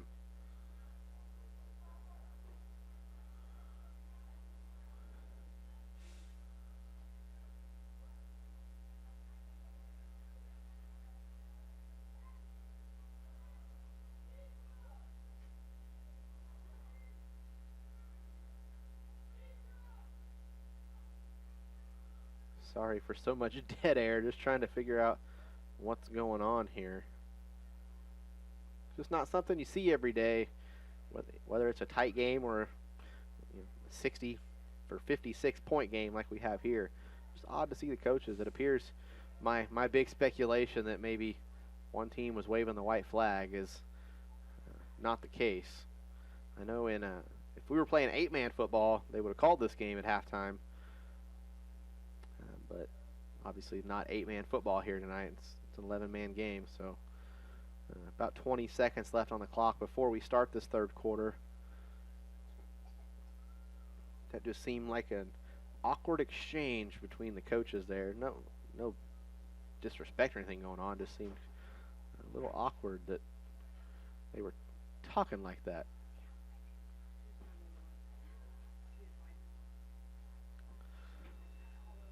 So Humboldt will kick off, I believe. Humboldt will kick off this half, and expect to see a lot of younger players. So if I'm slow with names, sorry. That's all I can say is going to have some new faces out there in the second half. To start, Connor Haviland not going to be kicking off this time. It's going to be the sophomore, number 4, Ethan Depke. I believe this is Depke's first kickoff in the varsity games this season. Although, I don't know if I tend to lose focus every once in a while late in games. It happens. So Depke going to kick this one off.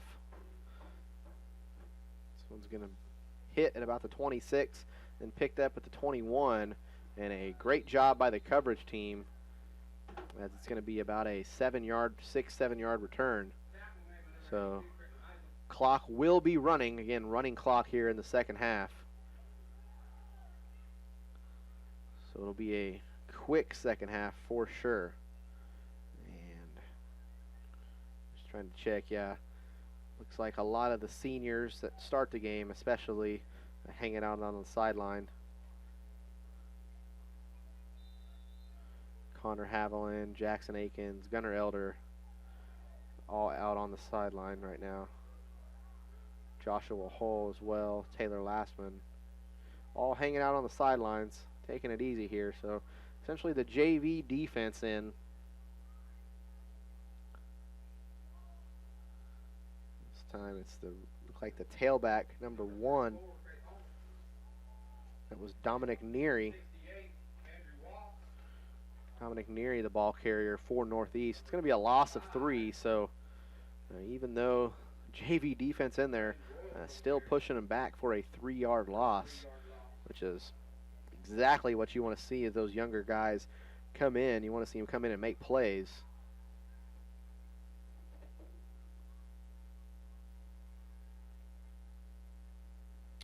So Northeast offense is going to be a toss. It's number 82. Jasper Atchison, and Atchison breaks one tackle but then runs into a plethora of Cubs. Ends up picking up about 7, maybe even 8. It's going to set up a 3rd and 6 for the Northeast offense. Northeast looking to get some points, a few more points on the board here in the second half, as they were only able to manage 6 in the first half after their defense gave up 62 to Humboldt.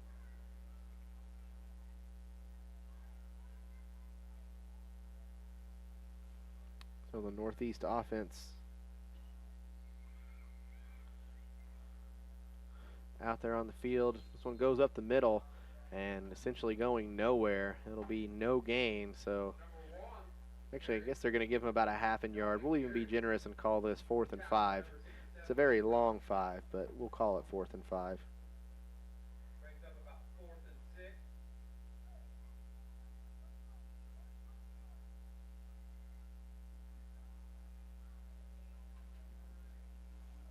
It's going to be a punting situation. Ethan Depke will be the punt returner for Humboldt.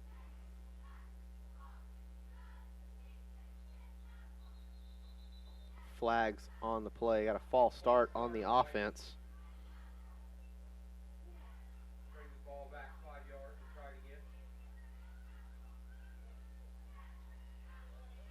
That'll push him back 5 yards, so they will attempt to get the punt off again. Punting hasn't been great tonight for Northeast. They did have the one that went for about 30 yards with no return, but in the second quarter had the 7-yard punt and then had the safety on a bad snap. So the last couple of punts have not gone well.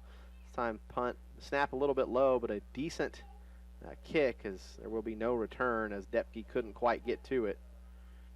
So roll to the 50-yard line where it will be downed there. That was number 5,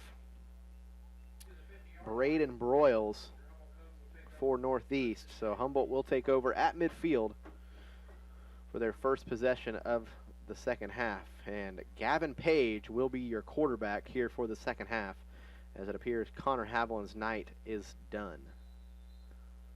Rightfully so. Only thing he has to play for is stats, which, I mean, it's always fun to say we have the leading rusher in the state, which I believe in the entire state he came in about third or fourth in rushing. I'd have to double check that. So Page in the shotgun set. And Page keeps this one himself. What a great fake. Page got room to the outside, makes a move inside, and he'll be tackled at the 22-yard line. So a gain of 28 as fake the handoff inside to Cooper Jaro, and the defense swarmed all over Jaro. But Gavin Page getting around to the right side, picking up 28 yards on the first down play.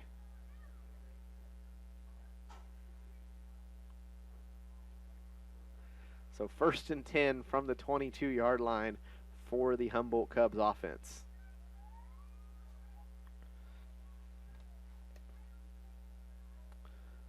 So Page, the quarterback, gives the ball to Cooper Jaro, who was his tailback. Also in the backfield, Titan Michael. Jaro picks up, it appears to be about 5 on the play. That'll set up a 2nd and 5 from the Northeast 18-yard line. Excuse me, 17-yard line.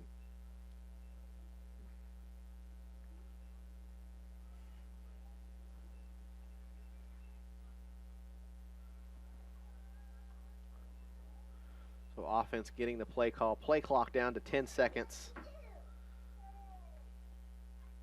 Play clock now down to 5. Offense getting set.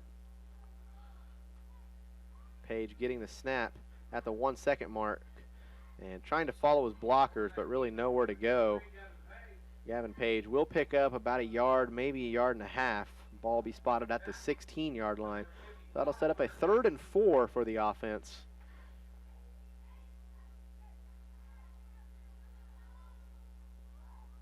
As not a must-score situation by any means, but you would love to see your JV offense, essentially, or backup offense, get out there and get some points up on the board.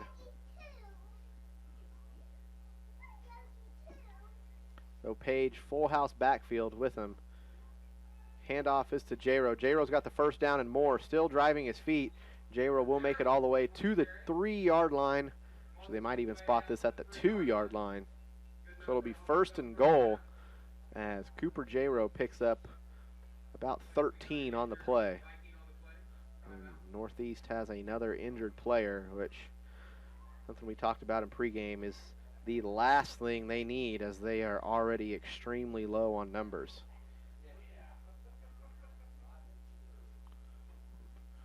So player down. We're going to take a 30-second timeout. When we come back, see if Humboldt can get into the end zone. You're listening to Humboldt Cub football on AM 1460, 99.9 FM, and KKOY.com. Whether it's a family night out or dining at home, Opie's Family Restaurant has your menu covered. They offer a delicious variety of food on their daily buffet with a fresh salad bar, pizza, roasted chicken, mashed potatoes and gravy, and so much more. And don't forget their awesome selection of sandwiches, a favorite of the Cubs team. If you have the pickiest of eaters in your family or want to try something new, come dine with us at Opie's Family Restaurant in Humboldt and Chanute. Let's get back in the game on your home for the Humboldt Cubs, 1460 AM and 99.9 FM. Back here in Humboldt, offense back out on the field. Gavin Page has the snap, 1st and goal to go. And in for the touchdown. I believe that was number 6, Titan Michael. I'd have to look up. That might be Michael's first touchdown of the season, so good for him. I have that as his first rushing touchdown of the season for the varsity action, at least.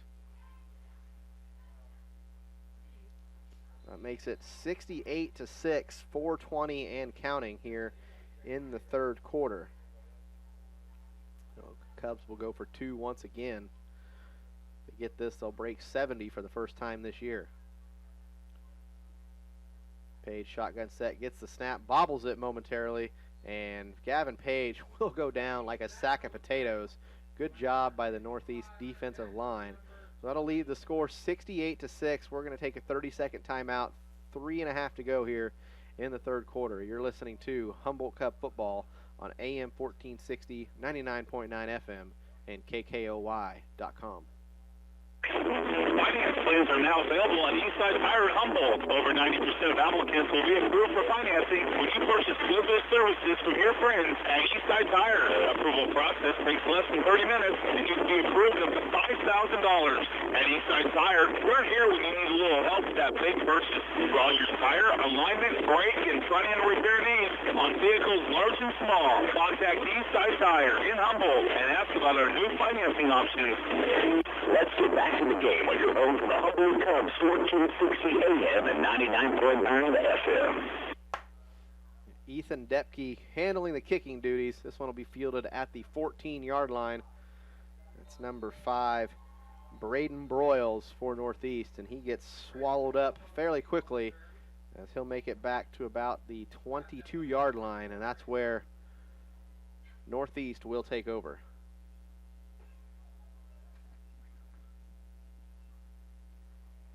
So Northeast going to trot the offense back out onto the field. 2:30 and counting here in the third quarter.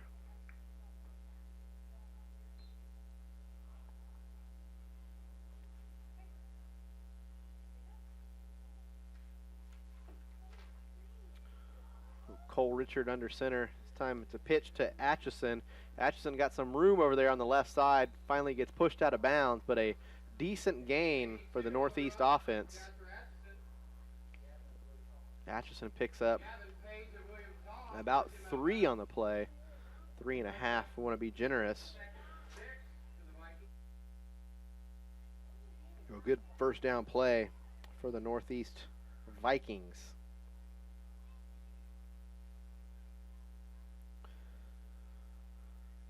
And Northeast really making it no secret. They just want to get out of here without any more injuries because they run the play clock down to close to 5 seconds every time. Snap with 6 seconds on the play clock. It's time to pitch to number 2, Javon Allen.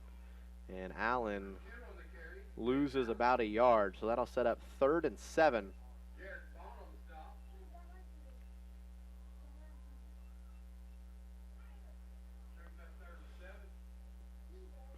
So nearing the 1 minute mark of the third quarter here, as Humboldt has extended their lead to 68-6. 68 the high point mark so far on the season for Humboldt. Richard under center, tailback behind him, a wing back to each side, I should say. This one goes to the tailback, right up the middle. It's going to be a gain of about 2. Number 1, Dominic Neary on the carry. It's going to set up a 4th and about 5.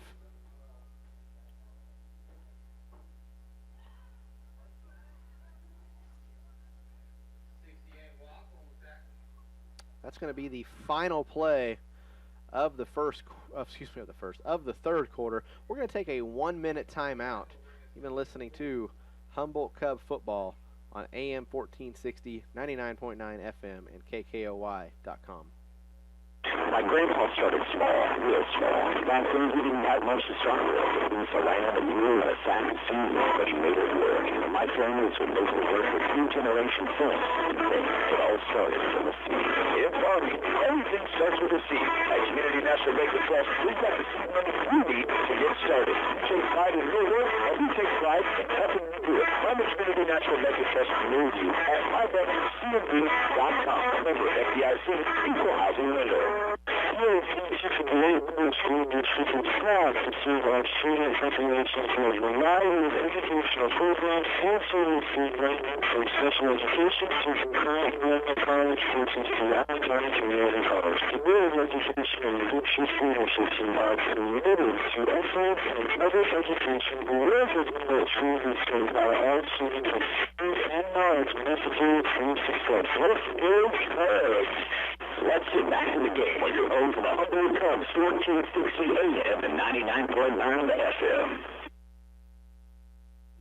Back here in Humboldt, as we start the fourth quarter, Cubs leading 68-6, and Northeast looking to punt. Once again, this is probably their best punt of the night.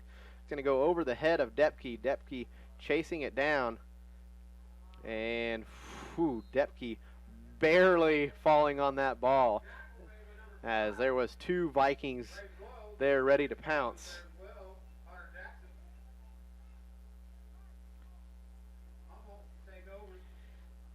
But Ethan Depke able to fall on the ball. Sorry if I missed a little bit of that play. I was lagging just a hair. My apologies. Last week was a mess on my part. Again, I apologize for that, but I've been working my tail to try to get this one right tonight. I hope everybody's been satisfied, especially on the live stream. It's been a fun night of football so far. Handoff this time goes to Depke. Depke going to pick up about 4 to the near side. I guess it's just about 3.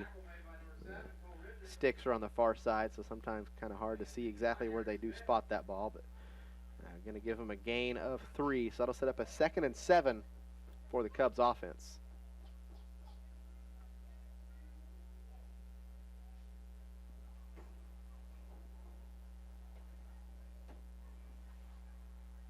So Gavin Page and the offense back out there, letting the play clock run down just a hair to the 10-second mark. Page gets the snap.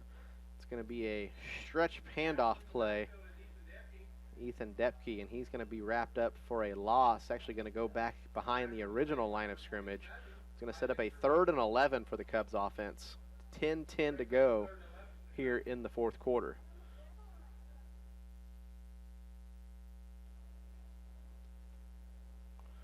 So Coach Wyrick going to try to get the perfect play call in for 3rd and 11.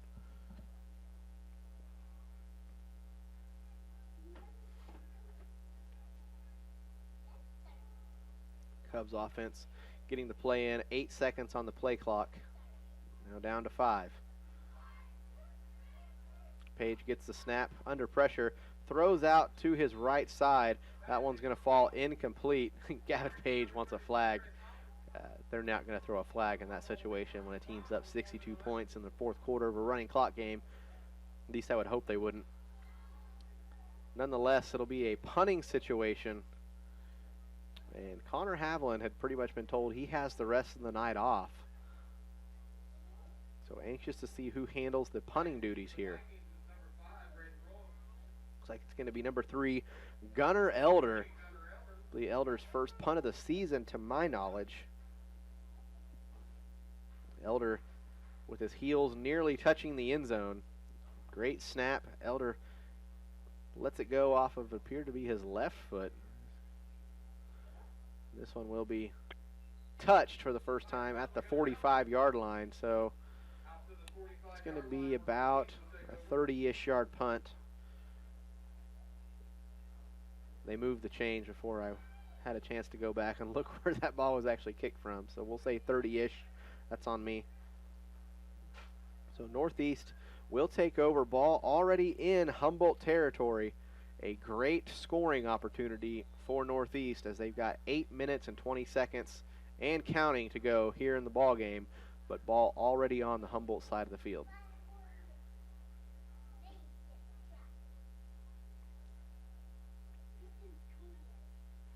Richard gets the snap, fakes it one way, and then gives to Javon Allen.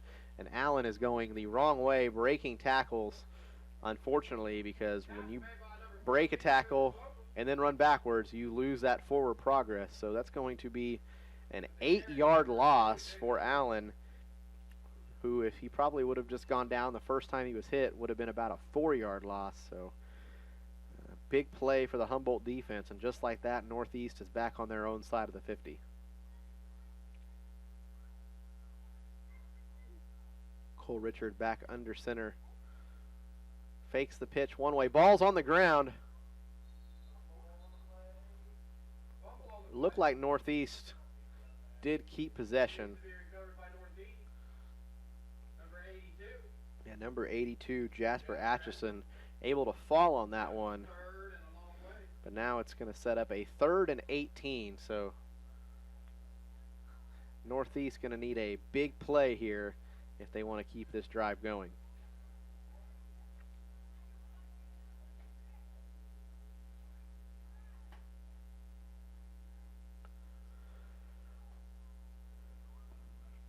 Oh, 6:45 and counting. Humboldt still leading this one, 68-6. Big 3rd and 18 play for Northeast. Richard gets the snap, now pitches it to Jasper Atchison. Atchison's going to come near side. He'll pick up 2, maybe 3, but that's still going to bring up a 4th and 15 and what you would assume to be another punting situation for the Vikings.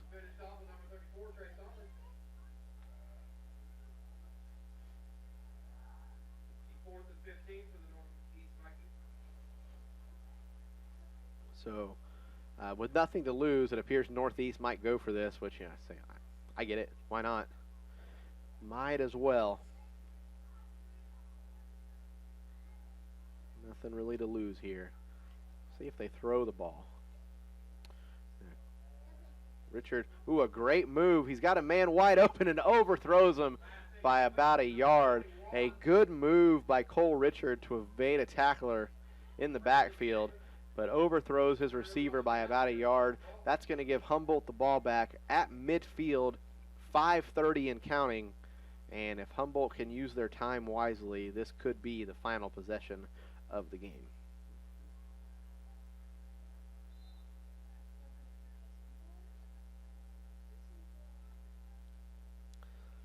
So Page and the offense all looking at their wristbands, as every player has one with the offensive playbook in.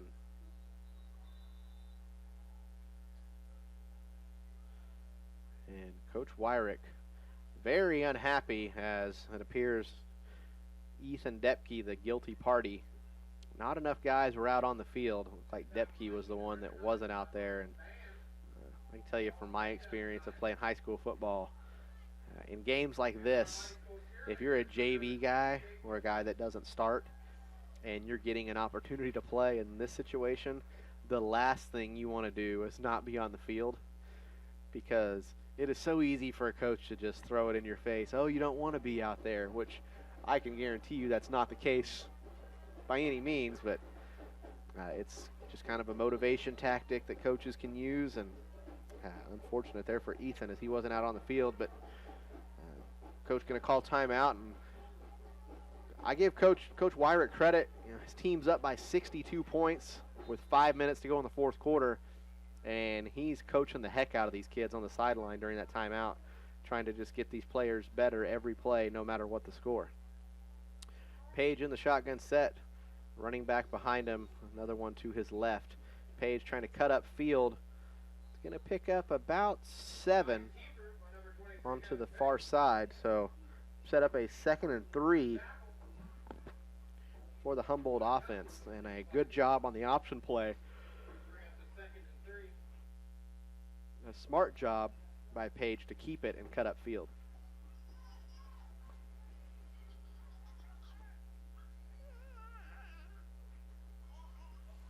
So Page, full house backfield. Going to give this one to Depke. Barely gets the handoff. But Depke going to pick up about 5, maybe 6, enough for the first down.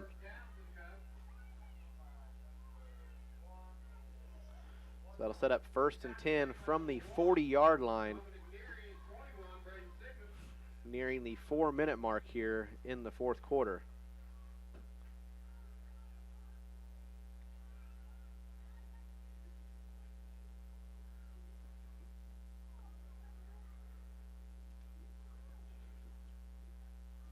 So Page in the offense in no hurry. Page gets the snap, goes low to get it. Got running room on the right side, cuts up field, following his blockers, now to the left side, making another move to the right, juking players left and right. And Gavin Page with a big run on the play. Page going to pick up 22 yards on the run, and Gavin Page channeling his inner Connor Haviland, trying to make everybody forget that Connor Haviland is an all-state running back from last season, now playing quarterback, saying, I can do this stuff too, don't count me out.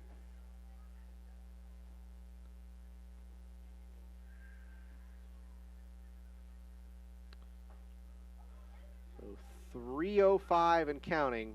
Humboldt taking this play clock way down. Play clock down to 5, line not even set. Surprised Wyrick didn't take a timeout. Snap off. Ball on the ground appears.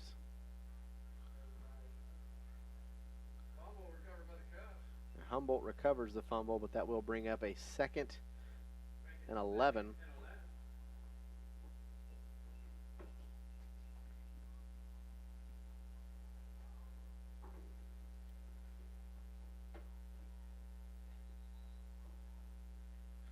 Got an official's timeout. Might have been an equipment issue, as a player for Northeast ran off and another one ran on immediately. So Page, shotgun set, looking to throw to the near side. This one will be caught, running room, and that's going to be good for a touchdown. Number 82, Trenton Heisler. Heisler gets into the end zone for the first time this season. It's going to make the score 74-6 as we hit the 2-minute mark and counting. And I get it, you got younger guys out there, but man, a passing touchdown up 60 looks really bad. I get it, you want your guys to play, and I credited Coach Wyrick for coaching these guys. Took a timeout with 5 minutes left, and he was over there getting in players' faces and letting them know this is Humboldt football. But man, that's tough. Throwing passes. I get it was a screen pass, so it's essentially a run. But man, that's tough. Page working his tail off, makes it to the near pylon for the 2-point conversion. So Humboldt leads by 70, 76-6, as we've got less than a minute to go now. And we'll probably just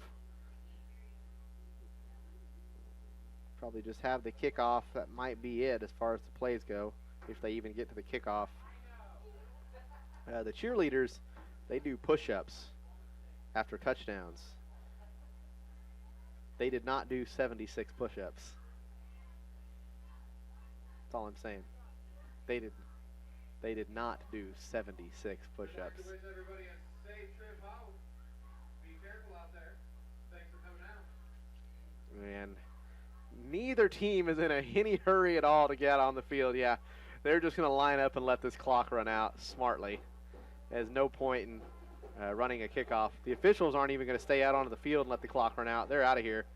Players are going to go high five, I guess, with 15 seconds. I think it's safe to say this one's over and Humboldt's going to win. Try not to jump the gun too much.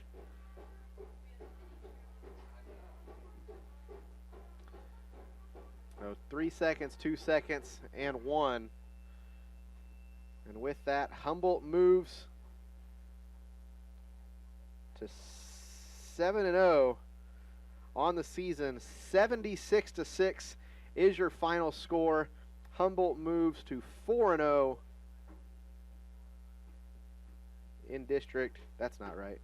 That is right. 4-0 in district.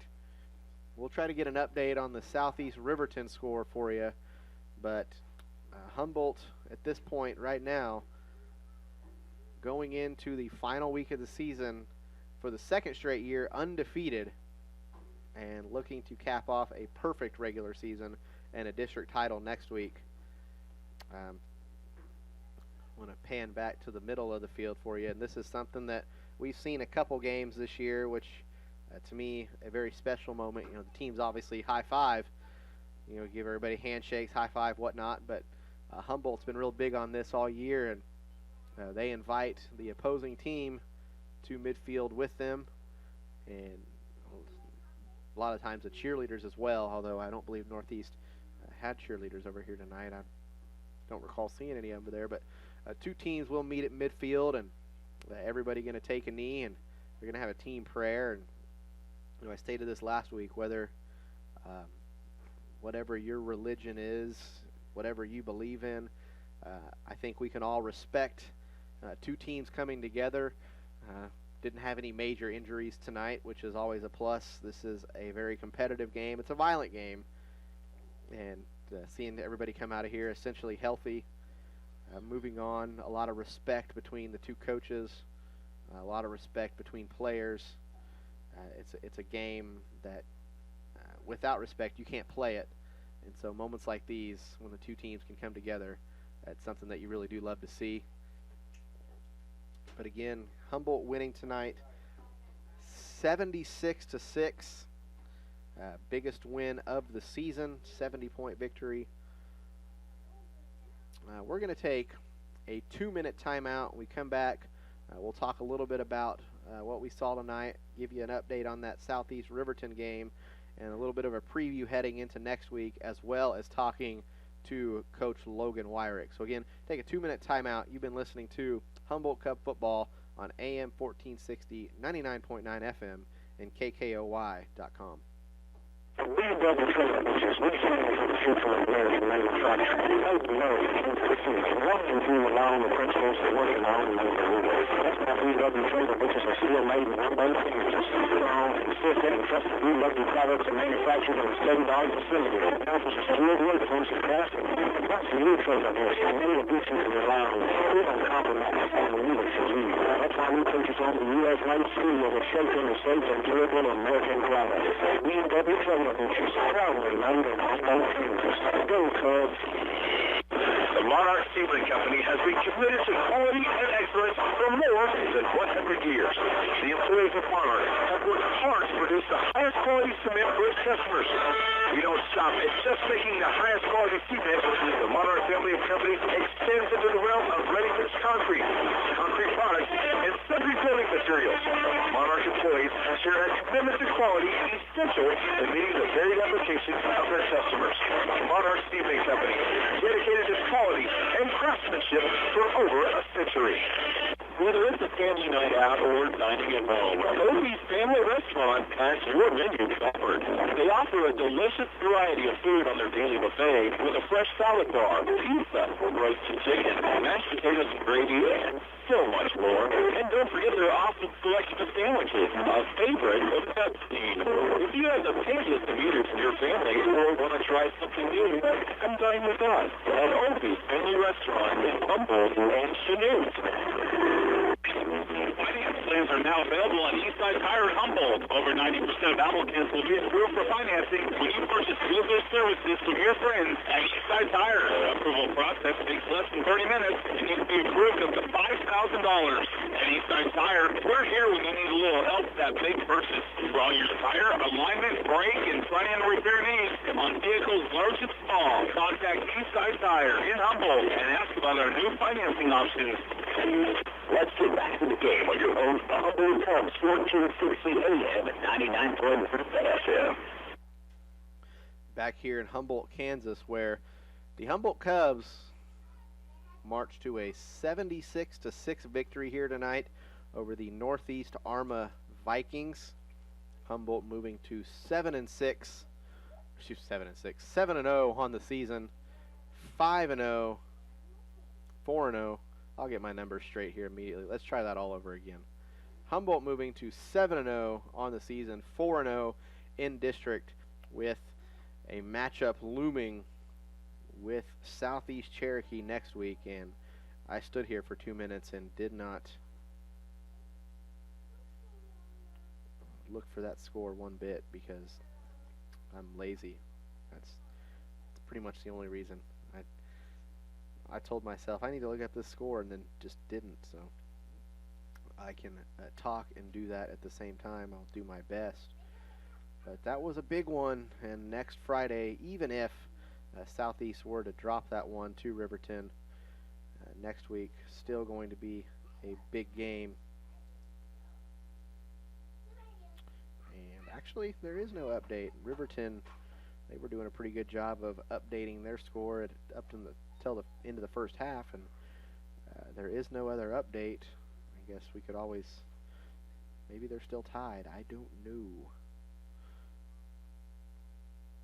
So we'll have to see what we can't find out there. Nonetheless, I'll say it's going to be a good game next week over in Cherokee. It's always a big one for sure. Some other scores in the area. St. Mary's Colgan leading Pleasanton 33-8 about midway through the fourth quarter in that one. Wow. I expected Cherryville and Neodesha to play a pretty tight game tonight. The Chargers knocking off Neodesha 49-16.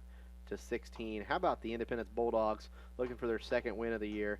They lead Circle 26-6. Good for them.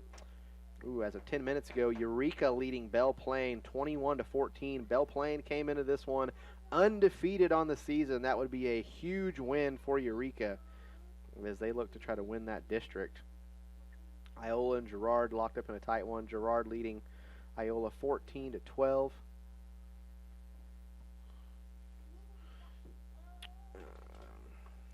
Chanute and Coffeyville, I guess that was a half hour ago, but they were tied.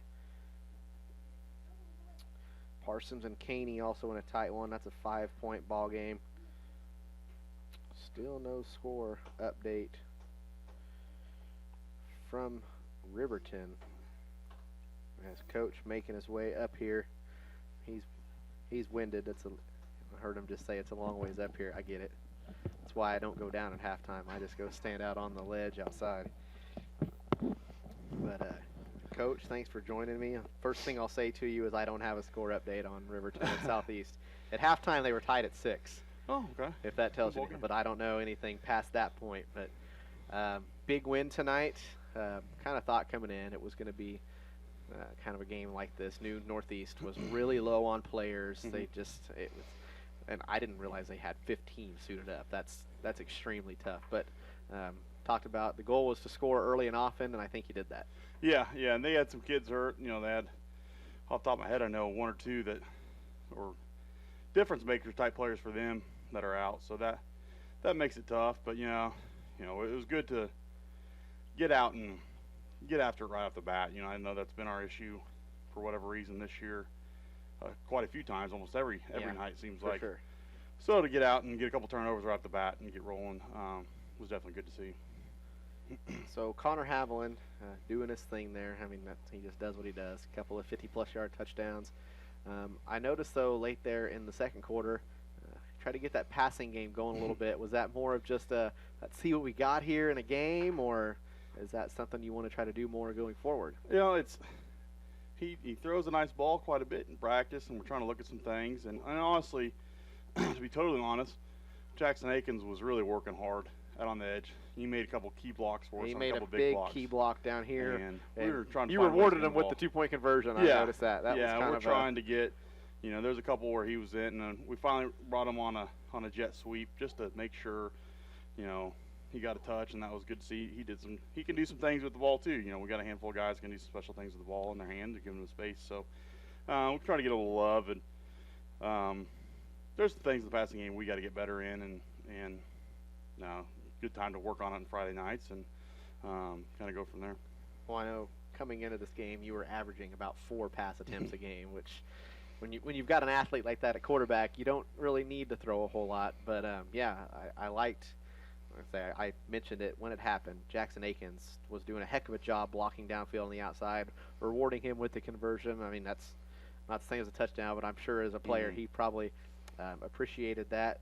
Defense played extremely well tonight, gave up the big touchdown run, but outside of that, really just played shutdown defense all night. Yeah, and we knew coming in, 82 can run. We knew he could run coming in, and he's had a really pretty good season so far. I think he's had 400 or 500 yards rushing himself, and so a good game for Connor. He can run, and so it happens. One pops, and we weren't sound on that one, and but it's good. We got a couple sophomores in there early that really we were expecting a little more playing time from, and they were flying around up front, so that was good to see from Todd and Watts there. Hopefully we can keep getting that effort from them and get a little bit more of a rotation up front on defense. Well, Coach, while we've been talking, I've been trying to find a score because if Southeast wins, obviously it just adds to the drama next week. It would be unbelievable to see 2 undefeated teams going into it, essentially a district championship game, which even if they lose next week with points, it's still essentially a district championship game, whether they win or lose tonight. What do you know about Southeast? I mean, last year during the regular season, they scored the most points on you last year, which isn't saying a lot because your defense was just completely shut down last year, but they were arguably your toughest regular season opponent last year. Yeah, and we kind of got a lead early, and it was late. It was the same time, week 8. And once we got that, we knew being week 8 that we wanted to get guys out, and so it was an opportunity to get guys in. And I hate to say the word coast, but we were able to kind of do that a little bit last year. And they definitely were better, much improved team last year. We didn't play them before that, but you could just tell and hearing things and watching film, and obviously this year even more improved, and won a league title over there, and they want that. They're hungry, want that next step in the district title, and so we got to go down there and play a good football team. Yeah, it's definitely you've had 2 games here on the turf. It's another aspect of it. I mean, they're used to playing on grass, and you guys, for the most part this year, it hasn't been the luxury of playing at home. This was the third and final regular season game. Hopefully we can get a few more of those in the next couple of weeks, but got to finish out next week. I've played on that field 12 years ago, but I've played on that field. Not the greatest playing surface in the world. It's got its lumps out there, so it's definitely makes it, I would call it, more of an even playing field as far as the speed that you have. Playing on turf just adds to it. Yeah. I feel. But next week it should be a good one. Essentially a district championship, whether they win or lose. But obviously going into that one 7-0, it's got to feel good. Yeah. That's the goal each year. We talk about it every year. It's cliche as it gets, one step at a time. One game at a time. We always talk about we want our goals to win a district title, because we don't play for league titles now with the weird districts. It means nothing. So district title and then a state title, and we haven't gotten to that, but. That was the goal my first year when we went 4-5, and that was the goal last year when we fell a step short and went 11-1. That's always the goal. You're not looking ahead, but I feel like if you don't have those goals, you need to have those aspirations and shoot for those things. So this is a big one, but it's also a big one because it's the next game, and that's kind of got to be the mindset. We can't look over it. We can't look past it. The district title can't be bigger than the game, so we'll take it one step at a time and see the score and see where we go from calling there. It just it's a big game because of the next game. Yeah. It's something I talked about pregame was that is this essentially a trap game, and clearly it wasn't. I mean, I think you had your team prepared, but something I didn't talk about until halftime was that Southeast also could be in a trap game, and they were tied with Riverton 6-6 at half. So we'll see if they came away with a victory, but until then, good luck next week. Congrats on the win tonight. Thank and go get that district championship. That's the plan. All right. Thanks, Appreciate Coach. Appreciate you coming up. And that was head coach Logan Wyrick, appreciate him as always coming up and talking to us. He's got his team rolling 7-0 on the season, 4-0 in district play, and a big one next week. I do apologize, I don't have a score from that one. I'll look real fast. It doesn't appear that I've got anything else. But nonetheless, it's going to be a good one next week, even if, regardless if Southeast wins or loses. District championship game next week at Cherokee. It's going to be a good one. And then past that, hopefully Humboldt can come away with a win, and hopefully we'll have a couple of home playoff games. Like Coach said, next week is a big one because it's the next one. Can't look ahead to a potential playoff game, but I can because I'm just the radio guy and I'm allowed to do that. But if you're the coaches, players, even parents, I'll go that far. You got to get ready for next Friday. Make sure everybody's healthy. Make sure everybody's ready to go. But until then, I think we're going to pretty much wrap things up here tonight. Big thank you to all of our sponsors, again, on behalf of this week and last week. I know we weren't able to play ads last week, and that's kind of on everybody as a crew, myself included. We do apologize for all that, but appreciate everything that our sponsors have done through these first 7 weeks of the season. You guys have all been great. Big thanks to Mark back in the studio. Thank you, sir. You've been great. Everything has gone smoothly, essentially perfect tonight on your end, making me sound good. The pictures on the live stream have looked phenomenal tonight. Thank you to Zoe. She was hanging out with me tonight, my 3-year-old. She was awesome. If you were listening there in the second quarter, Zoe came on for about a minute and helped me out. Wish the Cubs good luck, so thanks to her. She's been awesome for me tonight.